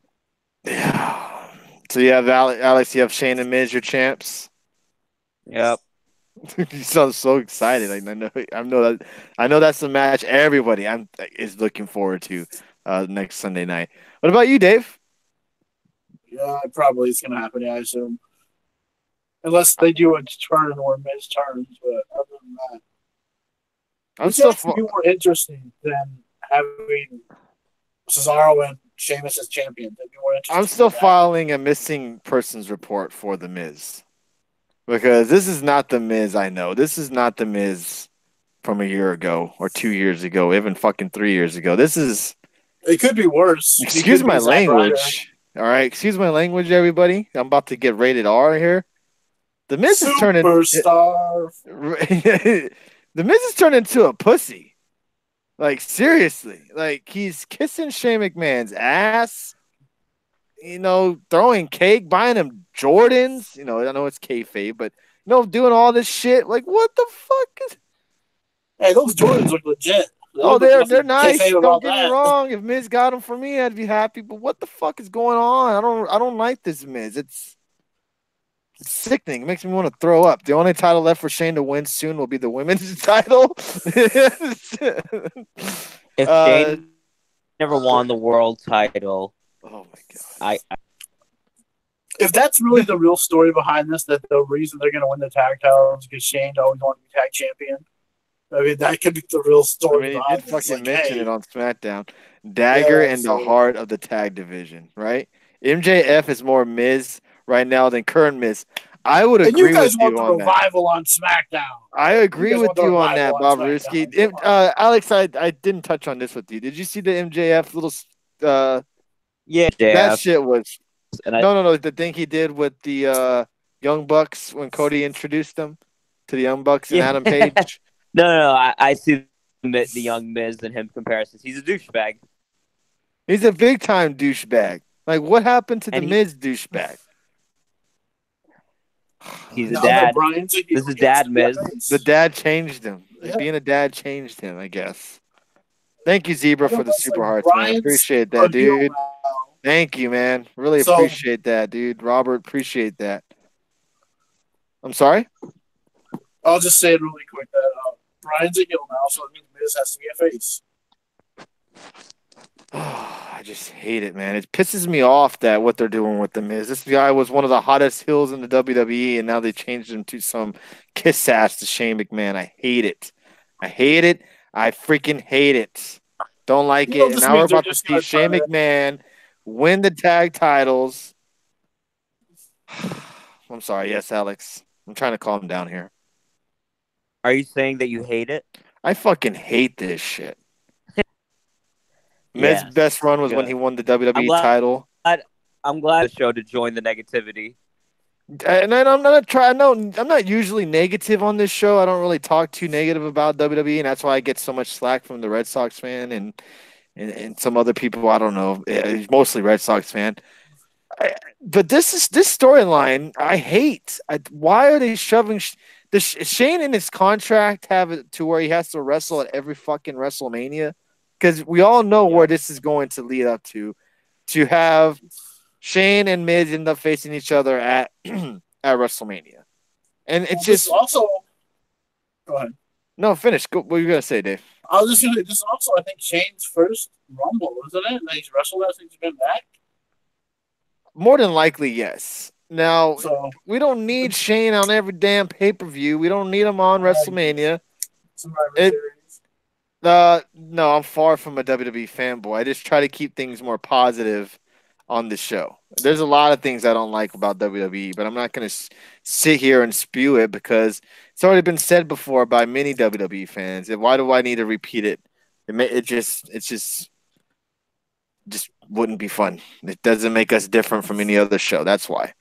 Yeah. So probably the shit match of the night is the SmackDown Live Tag Team title match. Let's move on to a little bit of a brighter note to some people.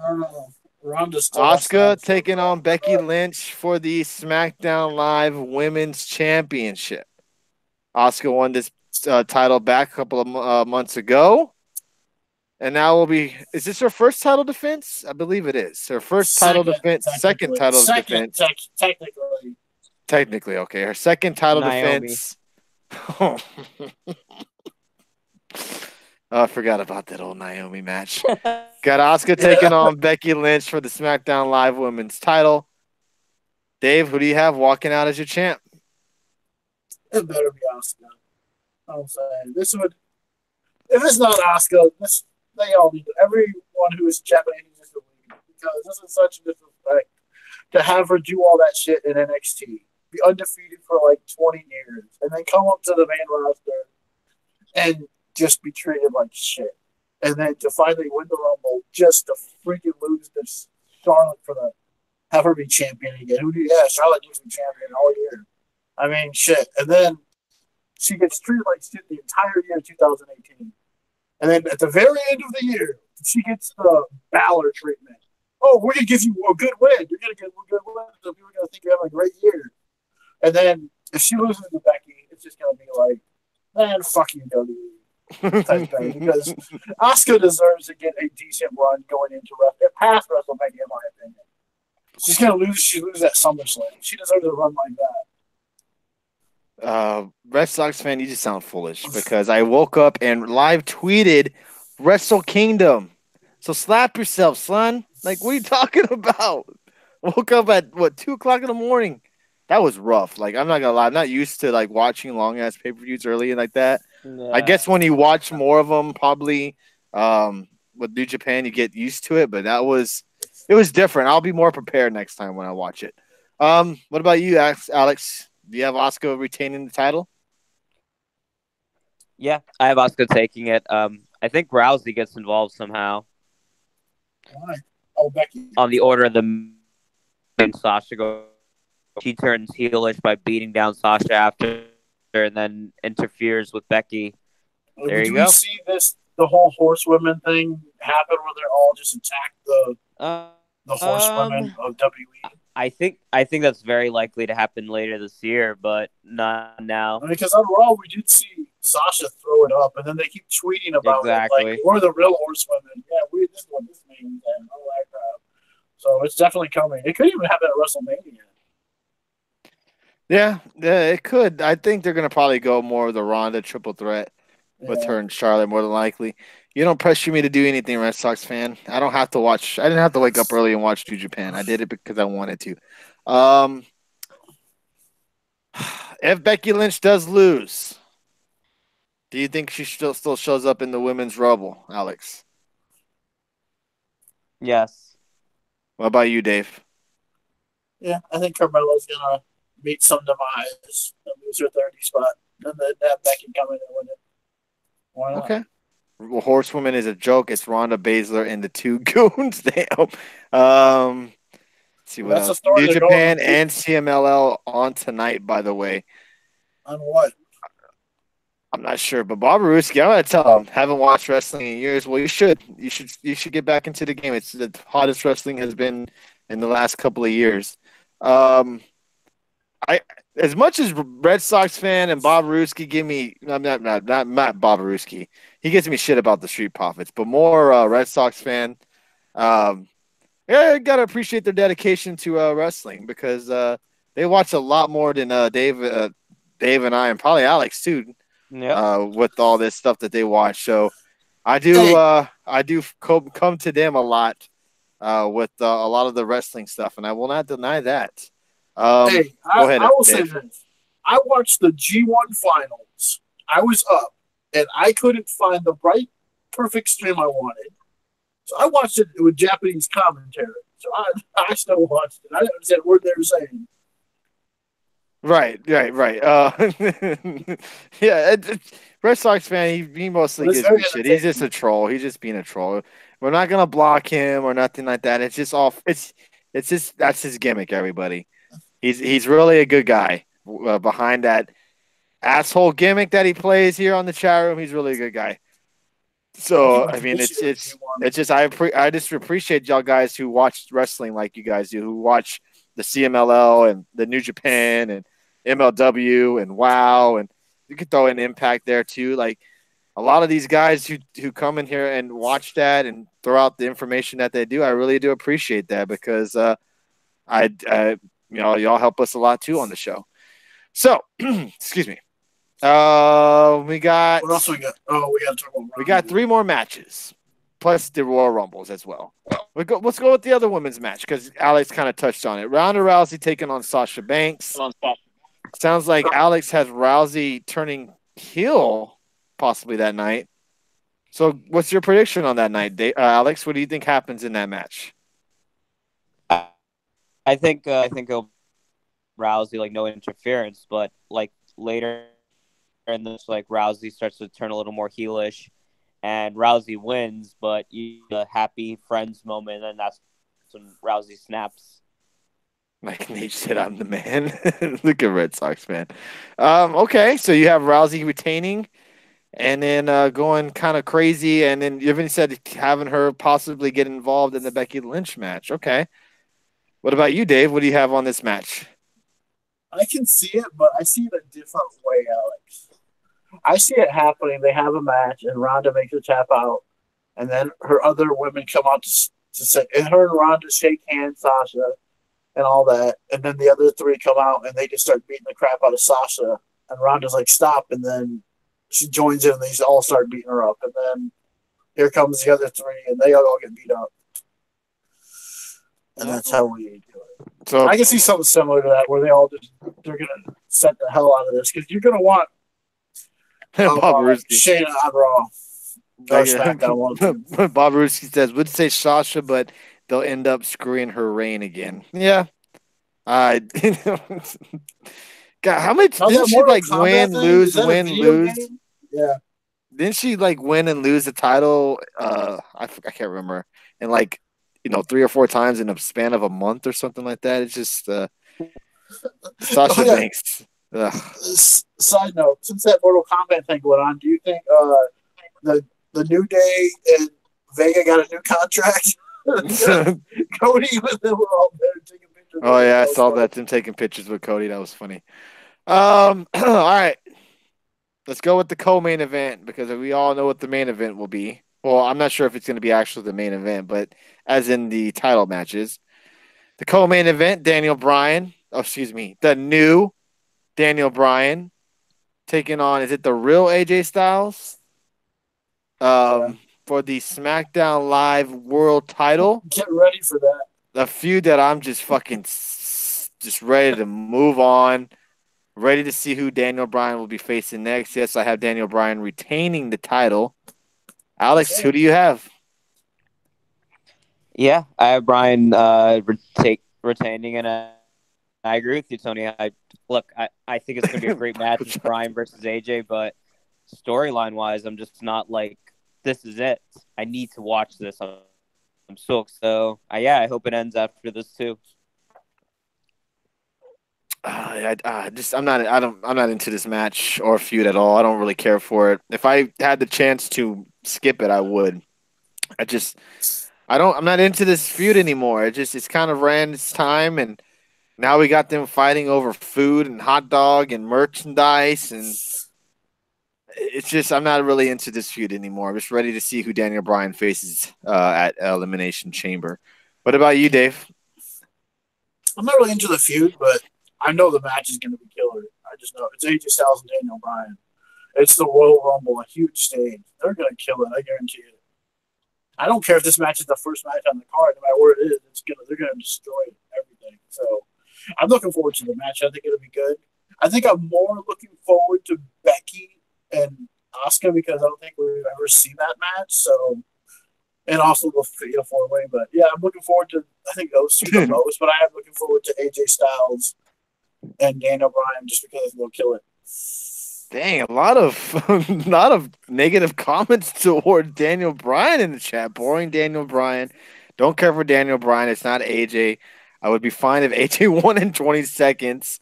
AJ wins by smashing a hot dog in Captain Vegan mouth. Put Daniel Bryan back on the shelf. He's lost his luster.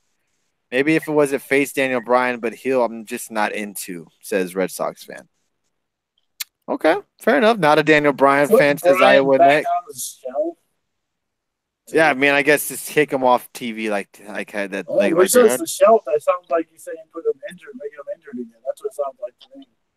Bryan went from top 5 WWE guy to top 15 in a matter of months, says Red Sox fan. Damn.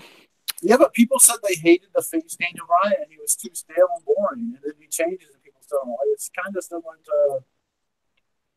Oh, not really, but still. Yeah, I mean, it's funny. I got you. What about you, Alex? Already said. With Bryan, I think he's very entertaining. Like you could tell he's enjoying doing this. Like just stating vegan facts. Being himself. But in terms of interest for Bryan, I mean, it's definitely not the Bryan we expected. Come back after I'm definitely curious to see who's going to be facing at WrestleMania. But yeah, and be over. You can hold the title till WrestleMania. I think so. I mean, there's nothing really to do until then. Okay, might as well. Okay, all right, fair enough, fair point. All right, main event of the world title matches: Brock Lesnar taking on Finn Balor, the guy who replaced Braun Strowman this past Monday night in a fatal four-way to decide who would go on to face Brock at the Royal Rumble. Been a lot of negative heat about Balor being inserted into this match. It's not believable, this and that about Finn Balor. Two questions for you, Alex. Who do you have winning? And do we see the Demon show up at the Royal Rumble? Yeah, I mean, you'd have to think this is the moment for the Demon making entrance. I mean, you're the Demon for Baron Corbin. He's not going to whip it out for Brock. I think I know why a lot of people are upset. They see this as a one-off for Balor. Being at the Rumble, like, the thought process is, if you were going to really push Balor, why not just have him go against Lesnar? But I know it's most likely Seth versus Brock. But, man, if you really are talking about change, like, how crazy would it be if Balor beat Brock? Like, just really that just would hit be the trigger. That would be newsworthy a lot on a lot of not TV outlets, but it would definitely be the talk of the town. What could angry after that? Holy shit, Brock lost. Well, they'll say, "Oh, Brock should Mania," but still, like news breaking. But yeah, I have Balor going Balor. Where I see Brock, he's looking in fighting shape, or maybe he's laid off the roid, says Red Sox fan. Either winning, or I see him walking on a new deal. Says Bob Ruski. How many wrestlers are leaving the WWE? I think there's a potential of at least 2 to possibly leave the WWE. Let's see, gonna have to be the Demon to beat the Beast. But Red Sox fan says Demon Finn Balor are gonna win due to Strowman interference. Do you think that is a possibility, Alex? I mean, if Brock. Well, then what does Seth do? And then Seth versus Finn at Mania. Is that a match that is WrestleMania worthy? I don't think it is it? I think it'll be a great match, but in terms of like WrestleMania main events, like we know that's going to I don't think so, not so much. But yeah, I mean, then again, yeah, like Dave said, if they already have the women's as the closing main event, I guess you could do Balor and Seth, and that would still be fun. But yeah, I mean, I can see, I wouldn't mind seeing that gets the title off. Okay, what about you, Dave? I'm glad Alex went first, because before he said anything, I was about to say, I could see Strowman winning. I completely forgot Balor was in the match. Oh, shit. I was about to say Strowman. I was like, yeah. I kind of wish I didn't go first. I wanted to hear you say it. I mean, I was just like, holy crap, that's right, it's Balor and Brock. I forgot about that.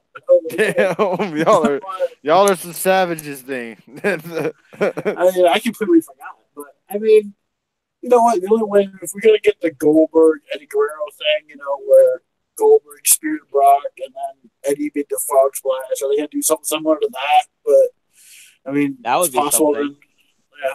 But, I mean, if they did something similar, like I think Red Sox fans, I think I said it last week, which I could see. Wait, so Dave, does that mean Brock WrestleMania and the crowd just shits on it? Yeah, probably. What was that? I think that was a Detroit, wasn't it? UFC chance.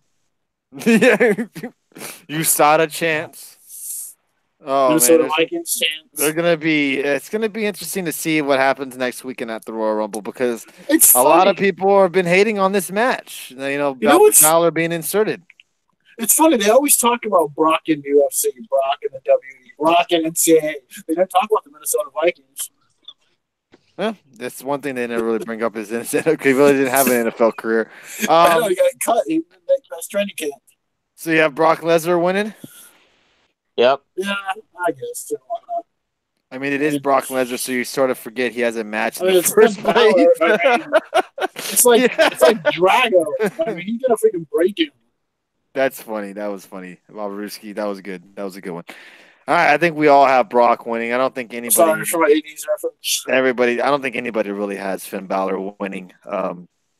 Realistically, sure, we can all say Balor might win, but I don't think to be realistic, there's no chance in hell Balor should win this unless he brings out the demon. That's the only, um, Unless someone else in goes out wrestling Typical. that he's capable of beating Brock. And or maybe we Big do Show see shows Strowman. up. Right, Big Show comes out, knock Brock out, and Oh Balor God, wins. let's not even And he get does into the that. coup de grace off Big Show's shoulders. Oh God. Let's just move on from there. So we have the 2019 Women's Royal Rumble. We all know that Carmella is scheduled to be number 30. We don't know if that's going to be true or not, but she's supposed to be number 30. Yes, it's the new era. Yeah, absolutely. How long has the new place where Chris Jericho going to? How old is the company? It just recently was made about a month ago. Um, Alex, who do you have winning the Women's Royal Rumble? And can you maybe name me 2 or 3 NXT women that you think might be in the Royal Rumble itself? Damn. Yeah, I think NXT. I would say Tony Storm, Baszler, and sure Belair. Okay. For in terms of who wins, I have I guess Becky. I actually no. I think 2 predictions. I think one when number 30 hits, R-Truth comes out. And no, and they use that as a way to say since R-Truth came out, he's forfeited his 30 spot at the Rumble in the men, and you could do that, and then yeah, I think Becky and both each other at the same time. Oh, so we're getting the old Bret Yeah. Hart Lex Luger finish from the Royal Rumble. Okay, all right. What about you, Dave? Man, since you said Bel Air, is the Royal Rumble in Philadelphia? It's in Phoenix. Oh, right. Okay. But anyways, that's tough. I guess I would say Deanna Purrazzo is going to be in the Rumble, someone like that. I want to see one of my new favorites, Isla Dawn. Some people are okay. I love Isla Dawn. It's like my favorite down there. But yeah, Rhea Ripley, why not throw her in there too? She's been like making a huge name for herself lately. So yeah, I would like that. But, Yep. But for winning it, I kind of agree with you guys, and I hate to say it because I mean I don't want that finish to be what they're gonna do that they both challenge Ronda. I mean, Ronda probably say I want them both or something like that. It seems too obvious that that'll be the route that they go with them both. And I would just much rather something else. It just seems like way too obvious. Okay, honestly, let's say that didn't happen. Who else would really win the Rumble and make it interesting? I mean, nobody. I don't. Yeah, it really would. What are you going to have Mandy Rose or Carmella win to challenge Asuka or Ronda? I mean, unless they do it, there's really no one that's really made the interest like Asuka did when she came up last year to enter the Rumble, and everyone was mad about her going in the Rumble and all that. But really, there's no one on the main roster right now that had that same buzz that Asuka did when she came in. Well, that you wanted to see her face Charlotte. It's right now at the moment. Well, that's some people are tired of Becky. Some people love Becky. It's a love-hate relationship. I know, but Lynch. I don't think even Becky Lynch and Charlotte, I don't think they had that same momentum that Asuka had when she came up, and everyone was saying, "Okay, she's going to win the Rumble. Who's she going to face?" You know, Charlotte should go to SmackDown to take on Alexa Bliss at the time, and then Charlotte on SmackDown. Oh, good thing they could just throw in a no name from NXT and have Aaliyah come out. Yeah, that's true. Women, I would probably think Rhea Ripley would be in it. Trying to think of other women that from NXT that could be in it. Do we see any different blasts from the past that we haven't seen? I think we get the same old. Maybe Trish, Lita. Jacqueline. No, I don't know about Jacqueline. You'll find out tomorrow. Yeah, there you go, Dave. Just tune into Twitter tomorrow afternoon. You'll find out. But let's go to the men's side because this one right here is a little bit kind of in question. You know who's already going to ask about that? and I she won't know be there. a lot of people um going with Seth Rollins. Alex, do you agree that it'll be Seth Rollins going into WrestleMania as the challenger?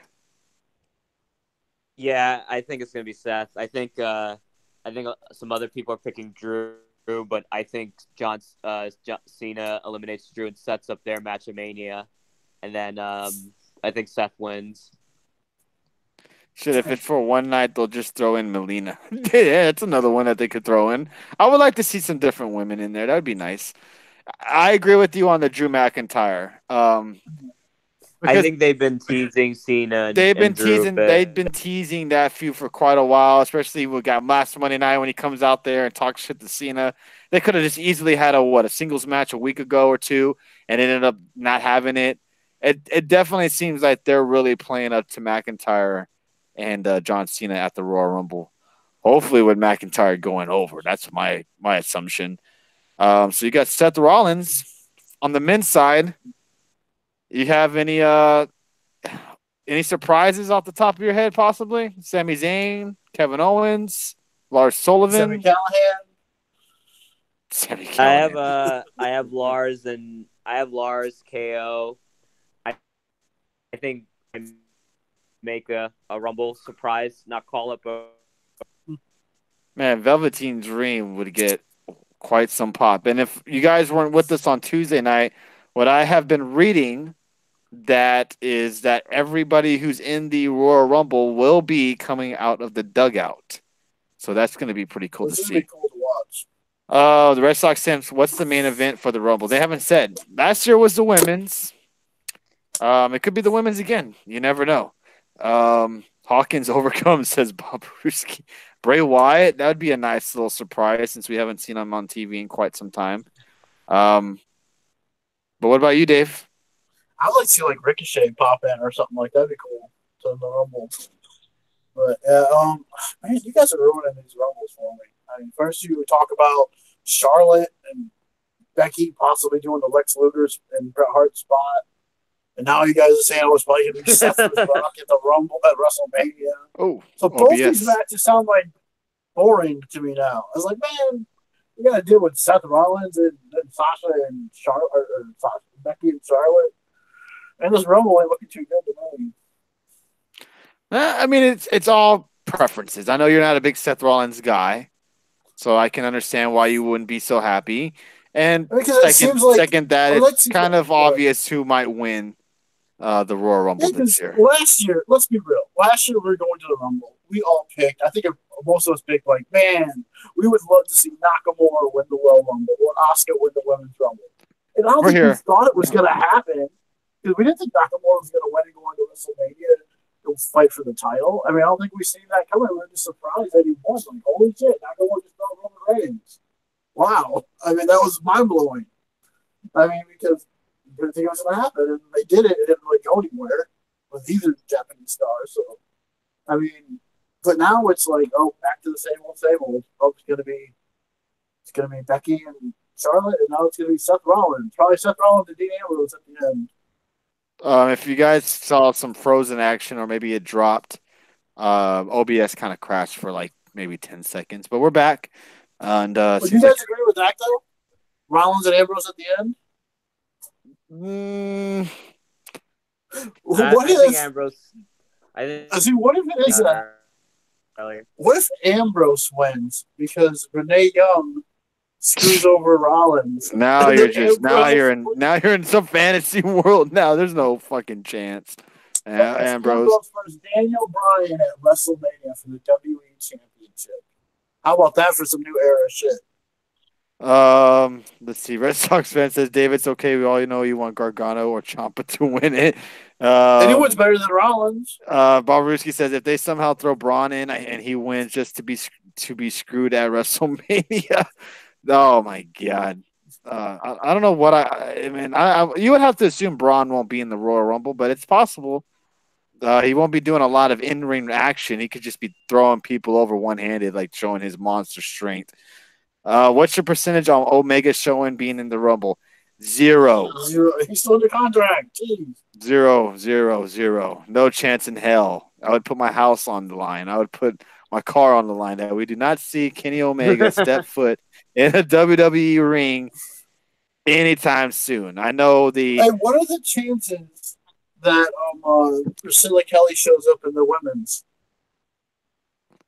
Oh, another 0%. It was a joke. I'm sorry. I thought you guys get that. That was a joke. That's funny. That's funny. Now, No tampons were harmed in the making of this. what match are you looking forward to the most tomorrow? Next weekend, Dave. Yes. Gargano and Ricochet. Oh, okay. All right. What about you, Alex? Take any show. Yeah, any show? Then Cross and Morrison next weekend. Oh my god, we're gonna touch on Impact in just a minute. No, Ricochet Gargano. All right. Perfect 10 got to be out at 10 or else. Yeah, that's just, yeah. If Dillinger ain't gonna wrestle at all year, he'll be in the Royal Rumble at number 10. You can guarantee that. So yeah, let's see what happens. What match are you looking forward to, Tony? Most next week. Gargano and Ricochet is a good one, but I want to see what happens in the two Rumbles matches. Yeah. What are the two massive signings happen in NXT UK? Am I missing something? Apart from Walter?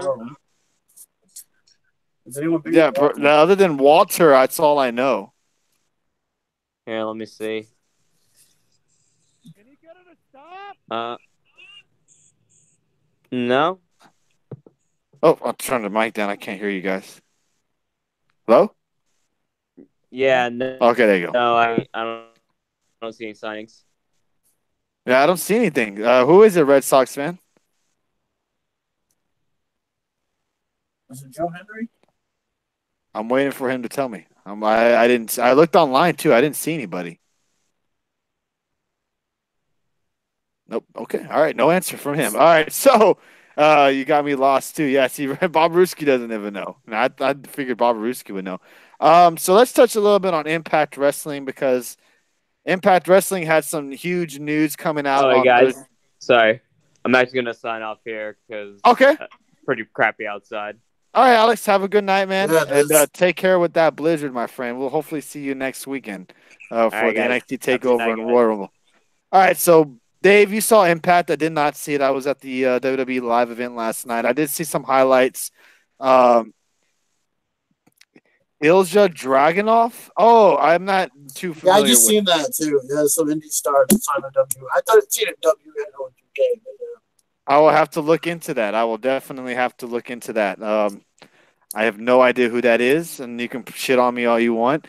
I just don't know. I don't know who that is. I'll look it up. So Impact Wrestling happened on Friday night. I know they announced Morrison versus Killer Cross next week. Yep.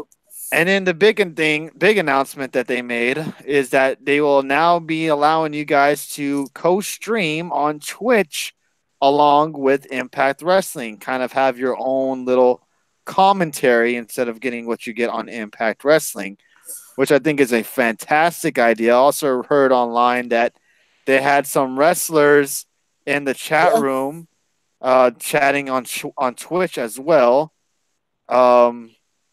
This is pretty huge. What are your thoughts on this, Dave? Which part? The co-stream? The whole Impact co-streaming. Yeah, that was cool. I mean, yeah, that was a cool idea. I don't know much about it because I'm not really, I don't know much about Twitch that much. I guess it means you can do commentary with it too. So, I mean, yeah, it should be a cool idea, I think, for everything to do. So, I mean, yeah, I hope it works for them. We're trying to. I know you sent me like a form on how to co-stream it on Twitch. So the plan is to try to do this, the co-streaming somewhere down the line. I got to figure out how to do with Twitch and OBS and all we this. just try to watch along and just try that. Like Red Sox fan has said a Russian badass. He is, but WWE gonna fuck him up. Says Bob, Red Sox fan. Bob Ruski said Josh Matthews did 3 outfit changes. I saw that. That was funny. I actually like how they did it. You know, last week was fun too, but I like what they were doing. They're saying like Josh is in there just talking to people, which is kind of cool. Cutting in from his house in Skype. So instead of breaks, you got I like him, but also we got a lot of, like we talked about, wrestlers popping into the Twitch chat. Now, if they would have promoted that, tune into our Twitch chat because we're gonna have wrestlers chatting along with you.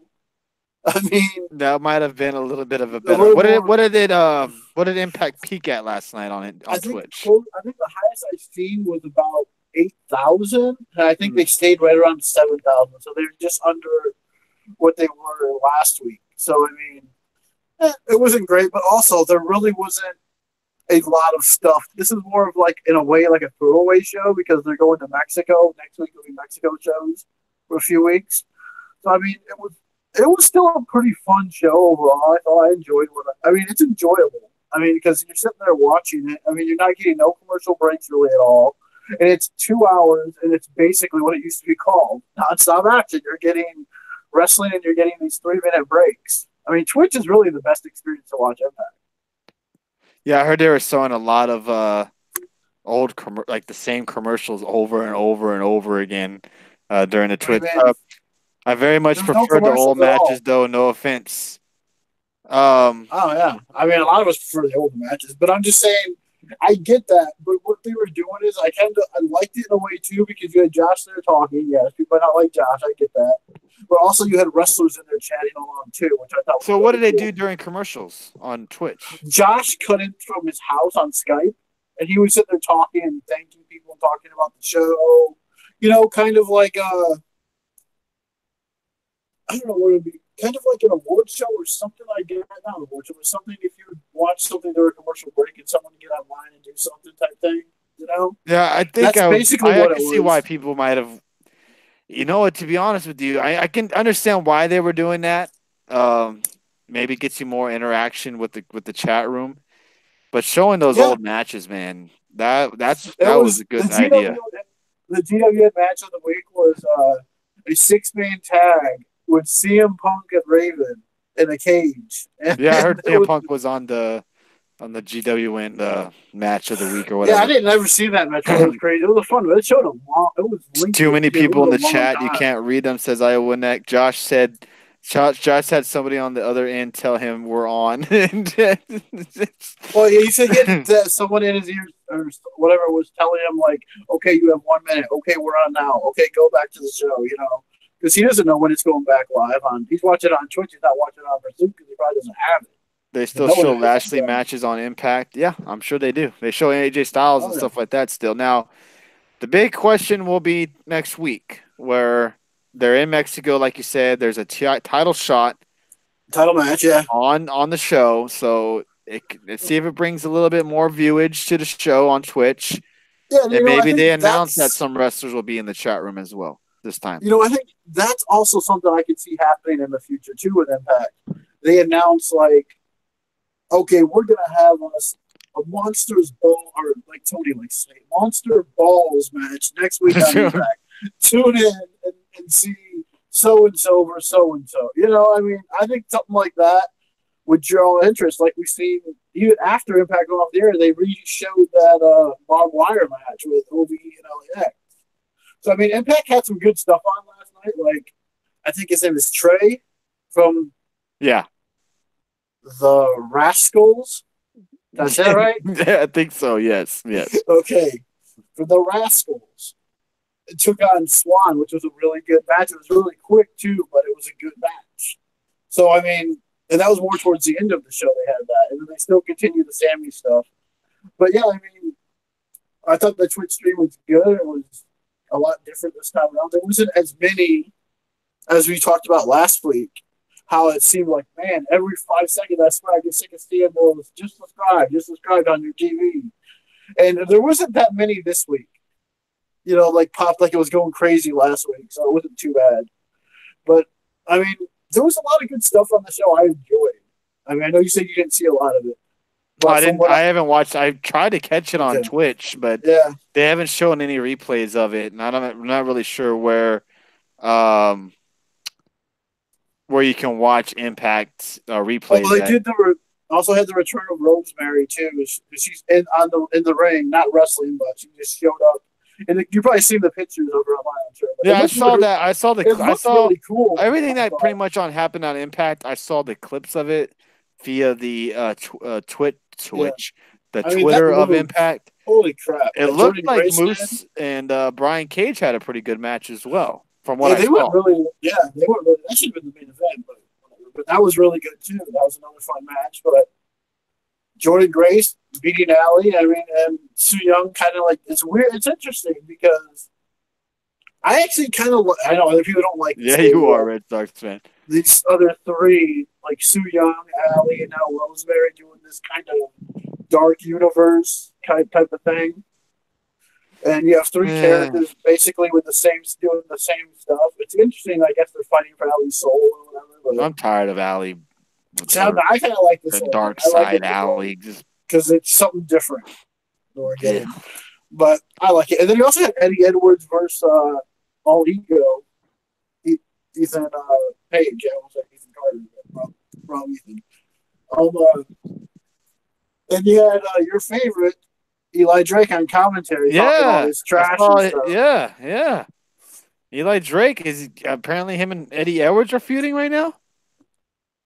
I guess because they're doing this whole I hate hardcore wrestling thing and talking about how Eddie's a good wrestler and all that, but Eddie's still into it. Yeah, then we had the Gail Kim stuff with Tessa Blanchard. Yeah, that's the Tessa Blanchard getting suspended.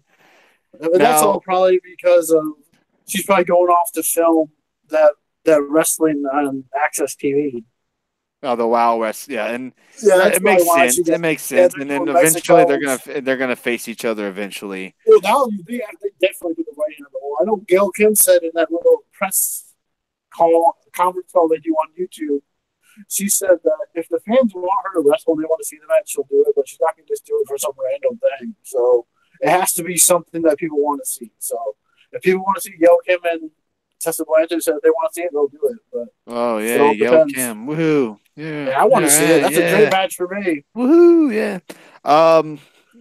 I know you don't like her, but I do. Next Friday night seems like Impact's going to be good, so I'll be in the chat room with all you fellers watching it next Friday night. I have nothing going on, no live event or anything like that, so I'll be on Twitch watching it. And we do plan on trying to figure out this co-streaming. I know a lot of big Twitch streamers are also going to be trying to do this as well, which is good. It's good for Impact to get more names, get it out there to more of these followers that people have on Twitch, because a lot of these Twitch guys have more followers than Impact. So it could really help them out a lot. It should be interesting to see what happens with Impact come March 1st. Adam Baum messaged me saying that he thinks they're going to be announcing a new TV deal. So it's going to be the point? It's going to be interesting to see what happens there. I was just going to say, what would be the point of switching TV networks? You would have to take it off of Twitch. No, Red Sox fan, absolutely not. To me, that would make no sense. Unless you got a big TV network where you wouldn't need Twitch anymore. Because why would you say, "Oh, we're only going to do it for 2 months, then we're going to take it off of Twitch and put it on"? No, he said they're going to keep it on Twitch. I don't think it would have to be. You can't Switch from the Pursuit channel. Yeah, but you think another network is going to want you to simulcast it on Twitch? Probably not. If you're getting another bigger network, why not? I mean, they're not averaging crazy amount of views. They're taking away 10,000 views, or if that. I mean, it's not really that much, honestly. Yeah, it's not too crazy, and it's also another way of them getting subscribers. A lot of people. I don't know how it was this week, but I think it's before, a lot of people were subscribing during Impact. Yeah, you know what I think it's going to be March 1st show. I think you would probably think of this too. I think it's going to be an announcement of like a live show or something like that. Like they're going to do it live on Twitch, like a show like that. That's what I think it's going to be. If they get, that's why they want. That'd be cool to do a live show. That'd be cool. Yeah, let's see what happens. That would make sense because they want this many subscribers on March 1st. Maybe that would cover, a live show, or then they go live on Twitch instead of doing all the other stuff. Yeah, we'll find out next week. We'll be there live tweeting. I'm gonna try to figure out this co-stream, and I got a buddy of mine messaging me up tomorrow via Discord. We're gonna talk on Discord, and he's gonna try to show me how to start streaming from OBS onto Twitch. It's a lot harder than I thought it would. Like finding out how to do it on Periscope was kind of easy, but Twitch is a little bit more difficult, and like I am not very computer savvy, so I'm gonna definitely need help on this. Or even if we did it on here like this, you know, even if we did it like this, it'd be kind of fun too. You know, we'd say, hey, we can still do it. Yeah, most WWE haters hated due to the recent shit they've been giving. Yeah, exactly. A lot of people have a hate-love relationship with the WWE, and you can't hate on them for that because I'm sure they have their reasons why. Only reason showing new episodes on Twitch is because Anthem now has full control of distribution. Okay, fair point, fair point. And I wish they showed replays because, like, I went on Impact a couple of times. Week they did. Not after when I got home. It was too late. I had to wake up early for work, so I didn't check. I could have probably watched it when I got home, but I didn't get home till after 11 and my time. And I went pretty much straight to bed. But well, I know last. I wish they showed. Wish they showed during the day throughout the day. Yeah, I agree. Like show like a loop. You know, like on Saturday, show like a loop of Impact. Or if they said, hey, you know, today at 3:00 or today at 5:00, we're going to show the Impact from Friday. That'd be. That'd be nice. Last Wednesday, they showed Impact for the following week. Okay, Wednesday, so I'll check it out because I want to see. I don't know for sure. Like the Cage and Moose match looked like it was a damn good one, so I want to check that one out. You can probably find it on that Watch Wrestling app too, or site if you want to watch it like that. Okay, so yeah, I'm gonna have to get into that because I want to start watching Evolve. It looks like they've been throwing out some pretty good shows, and Bob Aruski was tweeting about it earlier today. So I was like, oh man, that would have been pretty cool to watch before we went live. Yeah, that's like $10 a month. WWE last 3 years, WWE has been completely crap. NXT has done way better in that span of time. Can't argue with that, man. You Red Sox fan, as much as you troll me, sometimes you say some smart stuff, and I say sometimes. Remember that. So yeah, that's gonna pretty much wrap up our. We went 2 hours tonight. I didn't think we would go that long. Hit over 5,000 viewers, especially since there's a UFC fight tonight. I thought a lot of you guys like Red Sox fans. Bob Aruski and stuff. No, it's UFC. The UFC fight. Was fighting tonight. No, I think that's next weekend, I believe. Okay. I thought you guys would be watching the UFC fight. So I do appreciate you guys popping in here. We had 5,100 viewers tonight. You believe that, Dave? That is freaking insane. Just hope WWE Network ads evolve soon. That would be awesome, man. That would help me out. Guys that, are not familiar with all these other wrestling networks that are out there. That would really help me out to check it out a little bit easier. In all seriousness, Evolve is not what it used to be. Or both fights. So the boxing fight is tonight? Oh, Pac and Braun are up next. Oh, it is tonight. Oh, really? I thought it was. So they have, wow. So UFC's up against that fight tonight? UFC's on ESPN+. I mean, and the boxing fight is on pay-per-view. So, I mean... It's not like it's a big world. Okay, so time out. I just want to be clear here. So the UFC fight that's tonight is you can only see it on ESPN Plus, correct? Yep, for $5. And that's because of the whole ESPN, the switch to ESPN. Is that how it's always going to be? Yeah, I mean they're going to show some fights. I think Bob Aruski told me the other night that it's going to be like 20 or 12 of the whatever fights of the year are going to be on ESPN. Most of them are going to be on ESPN Plus, I believe. So they're going to split. Wow. So if you want to watch it, you got to pay like $15 or $5 a month. Is it better that way though? It seems like you'd save a lot more money having it because there's usually UFC fights every month for the most part, isn't there? I was talking to Brandon, the mechanic, about this. I'm like, man, that's kind of messed up. Because say if you are a UFC fan, say you're a UFC fan. What if you had the UFC app you paid $10 for? Their little fight app or whatever it's called. And then you had to pay another $5 just for ESPN Plus to see the ESPN fights on there. That's kind of a little like messed up right there, if you ask me. That's crazy. Wow. So you got to pay $15 just for UFC stuff. Then that's every month, and that could be, and you could have a card that you may not even want to see or interested in. Yeah. Wow, that's pretty Yeah, insane. that's exactly. FS1 showed everything for free, and you got on Fox or FS1 or the FS Go app, what it was called. But yeah, and that's what was different. I mean, you got to pay extra to see UFC fights now, and then and it's like in the UFC Fight Pass, it's like not even worth having anymore because you don't really get nothing on there. Yeah, so it's shouldn't even you have that anymore then. I don't have it anyway, so I don't care. Wow. Yes. What did you see the UFC belt, Dave? Mm-hmm. Oh godly. Look familiar? Yeah, right.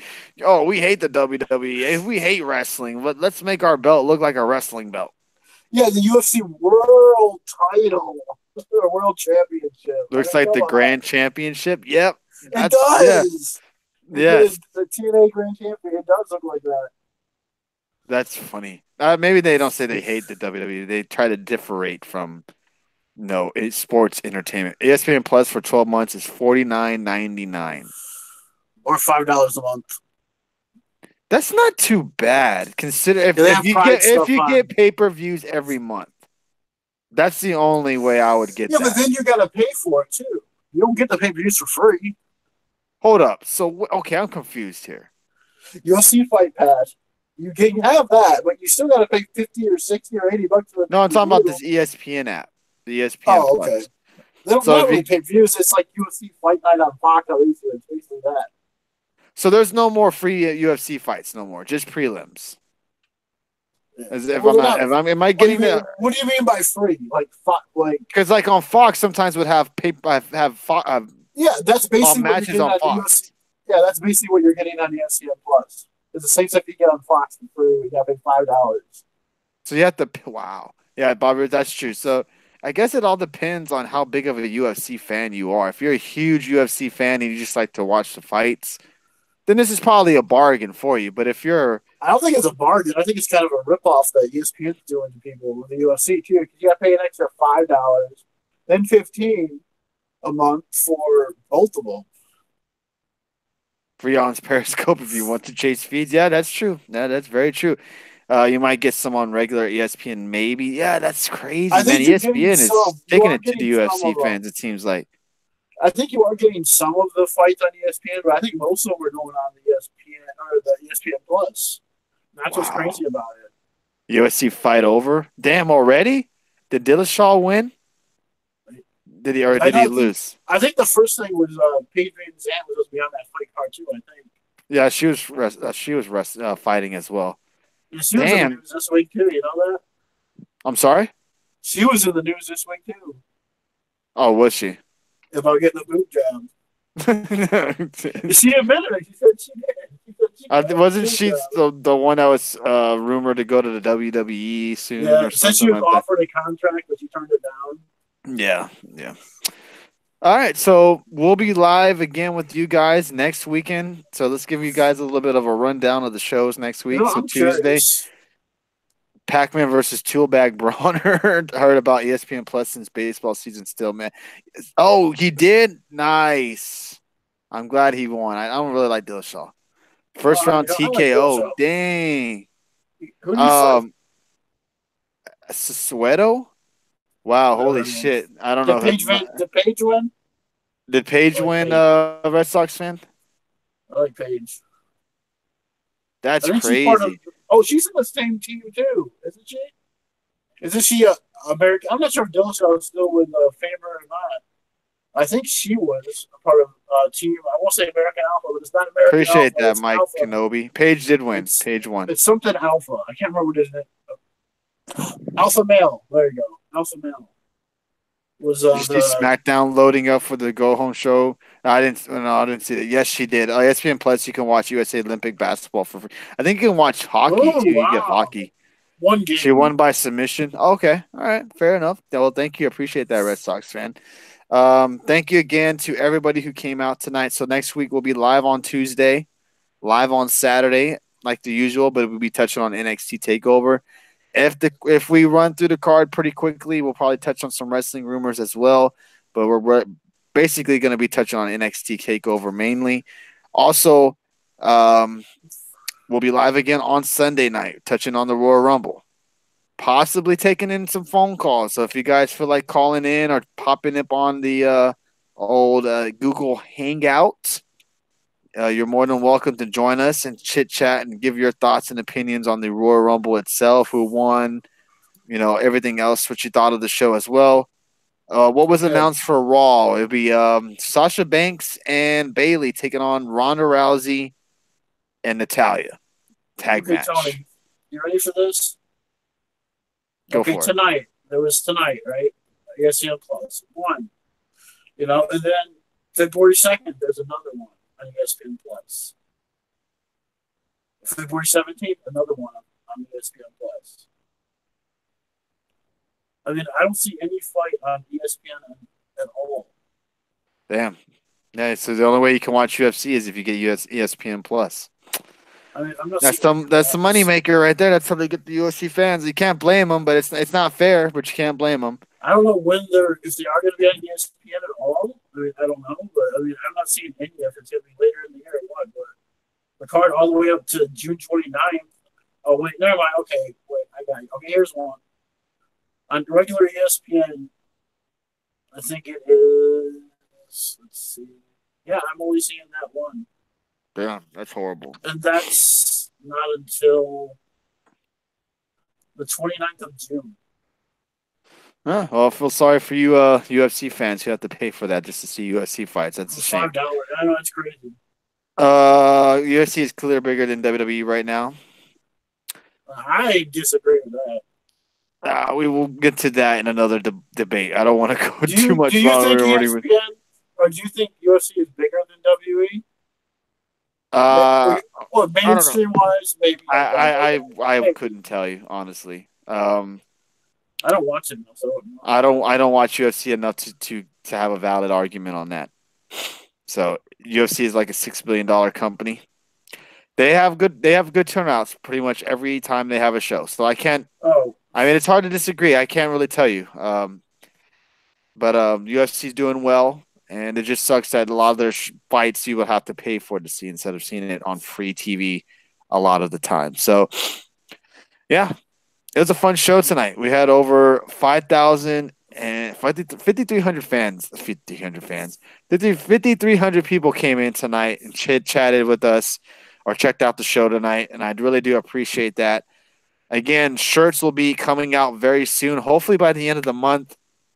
I'm just waiting for the guy to hit me back up with the artwork, and then things go from there. So probably about mid-February, we should have some shirts out, and I hope you guys are interested in possibly buying one. I'm not gonna, advertise them every show. I may show them off every now and then, but I do hope maybe you guys enjoy the show enough to actually kind of support us in a different fashion, and that's wear our shirts, out in the public and stuff like that. So I really do hope.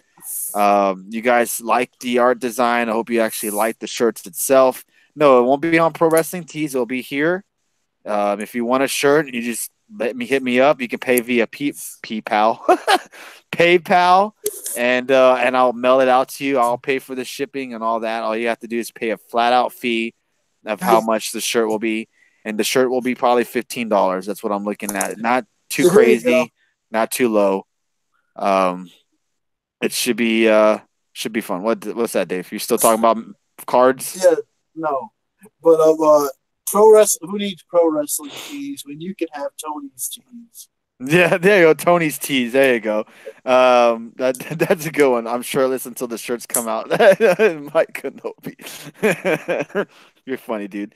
So I check them out. And I'm not saying that you have to buy one. It'd be cool if you did, but they should be out. $15 is not too much, so just calm down. Some of these tees I see they're like $25-$30, so I think that's pretty much a bargain too when I'm paying for the shipping and all that too. Yeah, so I think it's too much of a bargain. What the hell do you want me to do, Red Sox fan? Give it out for free? Which I am going to do. Some giveaways will have the our shirts involved in it. But thank you to Brandon Catino, the fan of the show. hooked me up with his guy that does his shirts for him.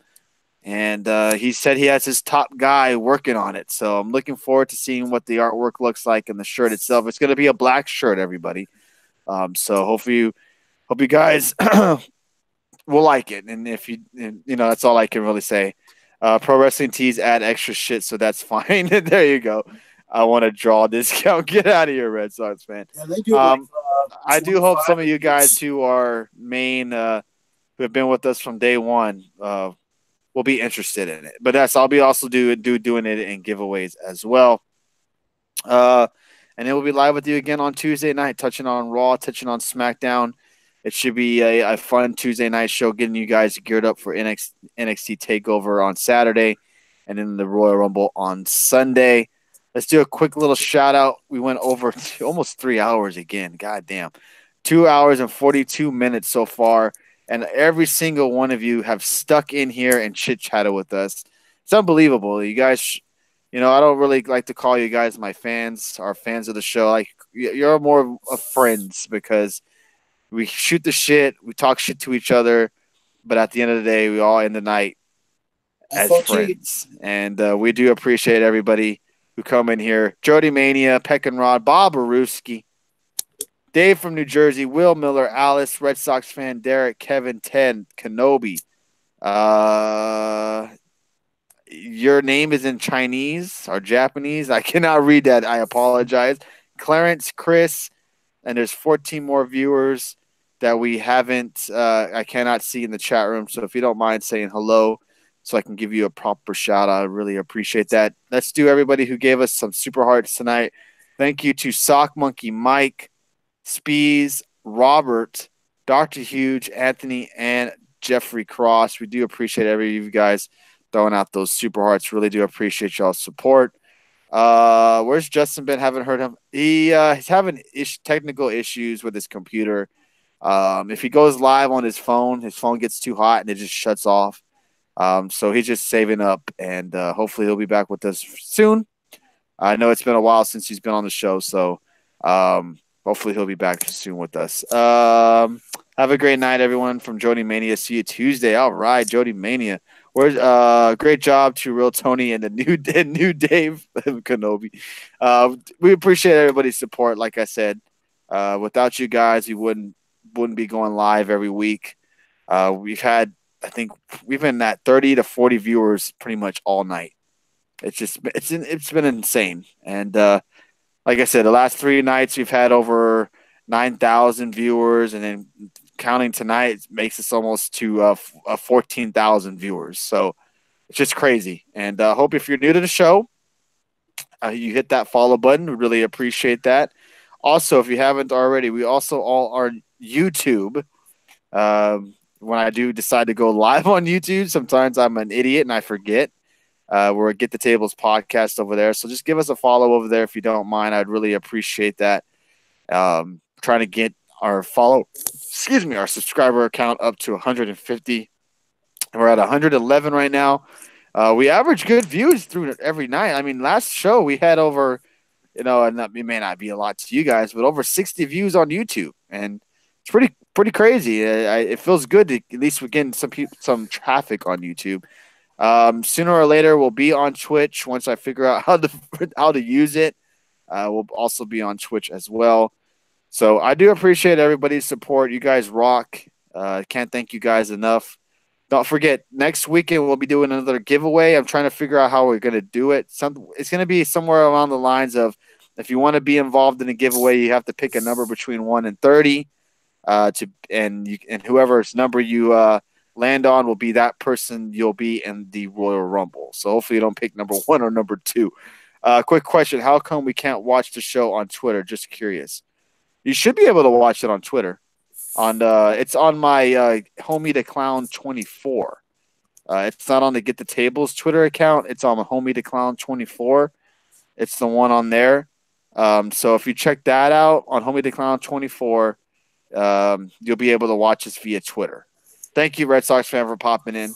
Again, thank you, Bob Aruski, for letting me know where to find the Evolved shows at, because I was wondering where the hell you were watching them at. And appreciate everybody coming in and watching our show for 2.5 hours on a Saturday night. It makes us very, very humble. Dave, any last words before we end tonight's show and be back on Tuesday night? Yeah, I mean, enjoy enjoy some football tomorrow. Championship Yeah, Sunday. football. Yeah, everybody. Hope you have fun enjoying football. If you are still into football, I know a lot of people stopped watching once their teams were eliminated or may not even watch football at all. But if you do enjoy it, we have two big games tomorrow night. Should be very entertaining. Oh, if you think about it, everybody, only 3 games left in the football season, and it's coming to an end very, very soon. Football will be no more until Tony, next fall. are you looking forward to watching the San Antonio team for the other league? Yeah, I'm going to the first game of the year. I'm looking forward to it. Awesome. Yeah, bought tickets. I actually got tickets for Christmas, so I'm looking forward to going and checking them out. It's the only way I'll be able to watch kind of pro football here in San Antonio. Everybody says Chiefs to Spirit Pats. I got Saints and Chiefs. Bob Ruski says fuck them. I also everybody. I've been stalling on this, man. I got these. I know Speeds did some earlier today. I had no idea, everybody, they had Shawn Michaels ones like this. I had no idea. I'm going to have to look them up. But I have had these for like almost 2 weeks now. Still haven't opened them. Haven't even taken them out of the plastic wrap. Maybe I'll do them tomorrow. Maybe after the first game is over, I'll do a little card opening, see what I got. I mean, Speeds picked out some dandies this afternoon. Also, what I've been doing as well is I've been, well, as you see, my shirt from the Loot Crate. How generic is that shirt from the Loot Crate? Look at that. I've been putting my cards in a binder. So I've been starting to collect them, and I'm thinking maybe doing a big gold giveaway with those cards later down the line. So we'll see how that goes.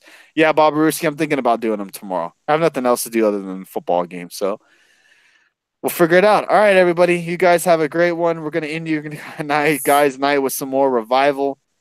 Again, thank you goddamn so much, man. You guys rock. I wish I could give all of you guys either a good, sturdy handshake or a hug because you guys are awesome. You guys keep this show going. And we love you all. Adam Bomb, thank you for popping in at the end. I got all your messages. We touched on it on the show as well. Tony, you're the HBK super fan. Has he ever had Macho Man? Yeah, he had a Macho Man and HBK ones. And I didn't know that they made HBK ones. I was like, oh my god, I gotta have to find some. I'll find them. Tony, who do you got for Super Bowl? Chiefs, and I want the Saints to go. So I want the Rams and Chiefs. Fuck the Patriots. Sorry. Why don't you want to spear me through a table? Oh, I will if you're here. We love a great table spot. Trust me. Here at the Get the Table show. Something new, don't you? You see something different. You know, let's have the Rams and Chiefs in the Super Bowl for me. Yeah, that would be a fun game. I just want to see remember that Monday Night Football game they had? Oh yeah, they had a doozer. They had a dandy of a game. Yeah. Imagine that at the Super Bowl. Has HBK ever faced Macho Man? That's a good question. I think so because I think HBK or Macho Man was on commentary by then. Yeah, that's a good question. I don't think they have. That's a good question. All right, let's wrap it up. We've been live too long. You guys got other things to do. 6,000 viewers tonight. You guys rock. Appreciate you guys. Y'all have a great rest of your night. Great rest of your weekend. We do still tweet and interact with you all guys throughout the week. So we do appreciate you guys' support. We'll see you guys on Tuesday night. Have a great rest of your weekend. See, everyone's gonna hate it if Pats win. Absolutely, people are tired of the Pats. But hey, you know, if you like the saying goes, if you're tired of seeing them, you gotta beat them. And the Chiefs have the best chance that any other team has had. They have them in Kansas City, and the weather's supposed to be very shitty as well. So you would have to think the odds are for the Chiefs, but it's the Patriots. Still the Patriots. Yeah, I mean, you know what's funny about Later's Michael Johnson, man. It's at Arrowhead Stadium, and it would have been at the Pats Stadium in Foxborough, except the Pats lost to the Lions. So you're welcome, Chiefs. There They you took go. a loss. So there you go. Good night, Michael Johnson. Appreciate you guys. Good night, everybody. Y'all have a great rest of your Saturday evening. Hope you have a kick ass Sunday and start that work week off with a bang. So thank you so much, everyone. Thank you for staying with us for the whole 2 hours. Thank you for the total of 6,000 viewers tonight. Unfreaking amazing, man. And we'll see you guys on Tuesday night. Everybody have a great rest of your weekend. Thank you, everybody.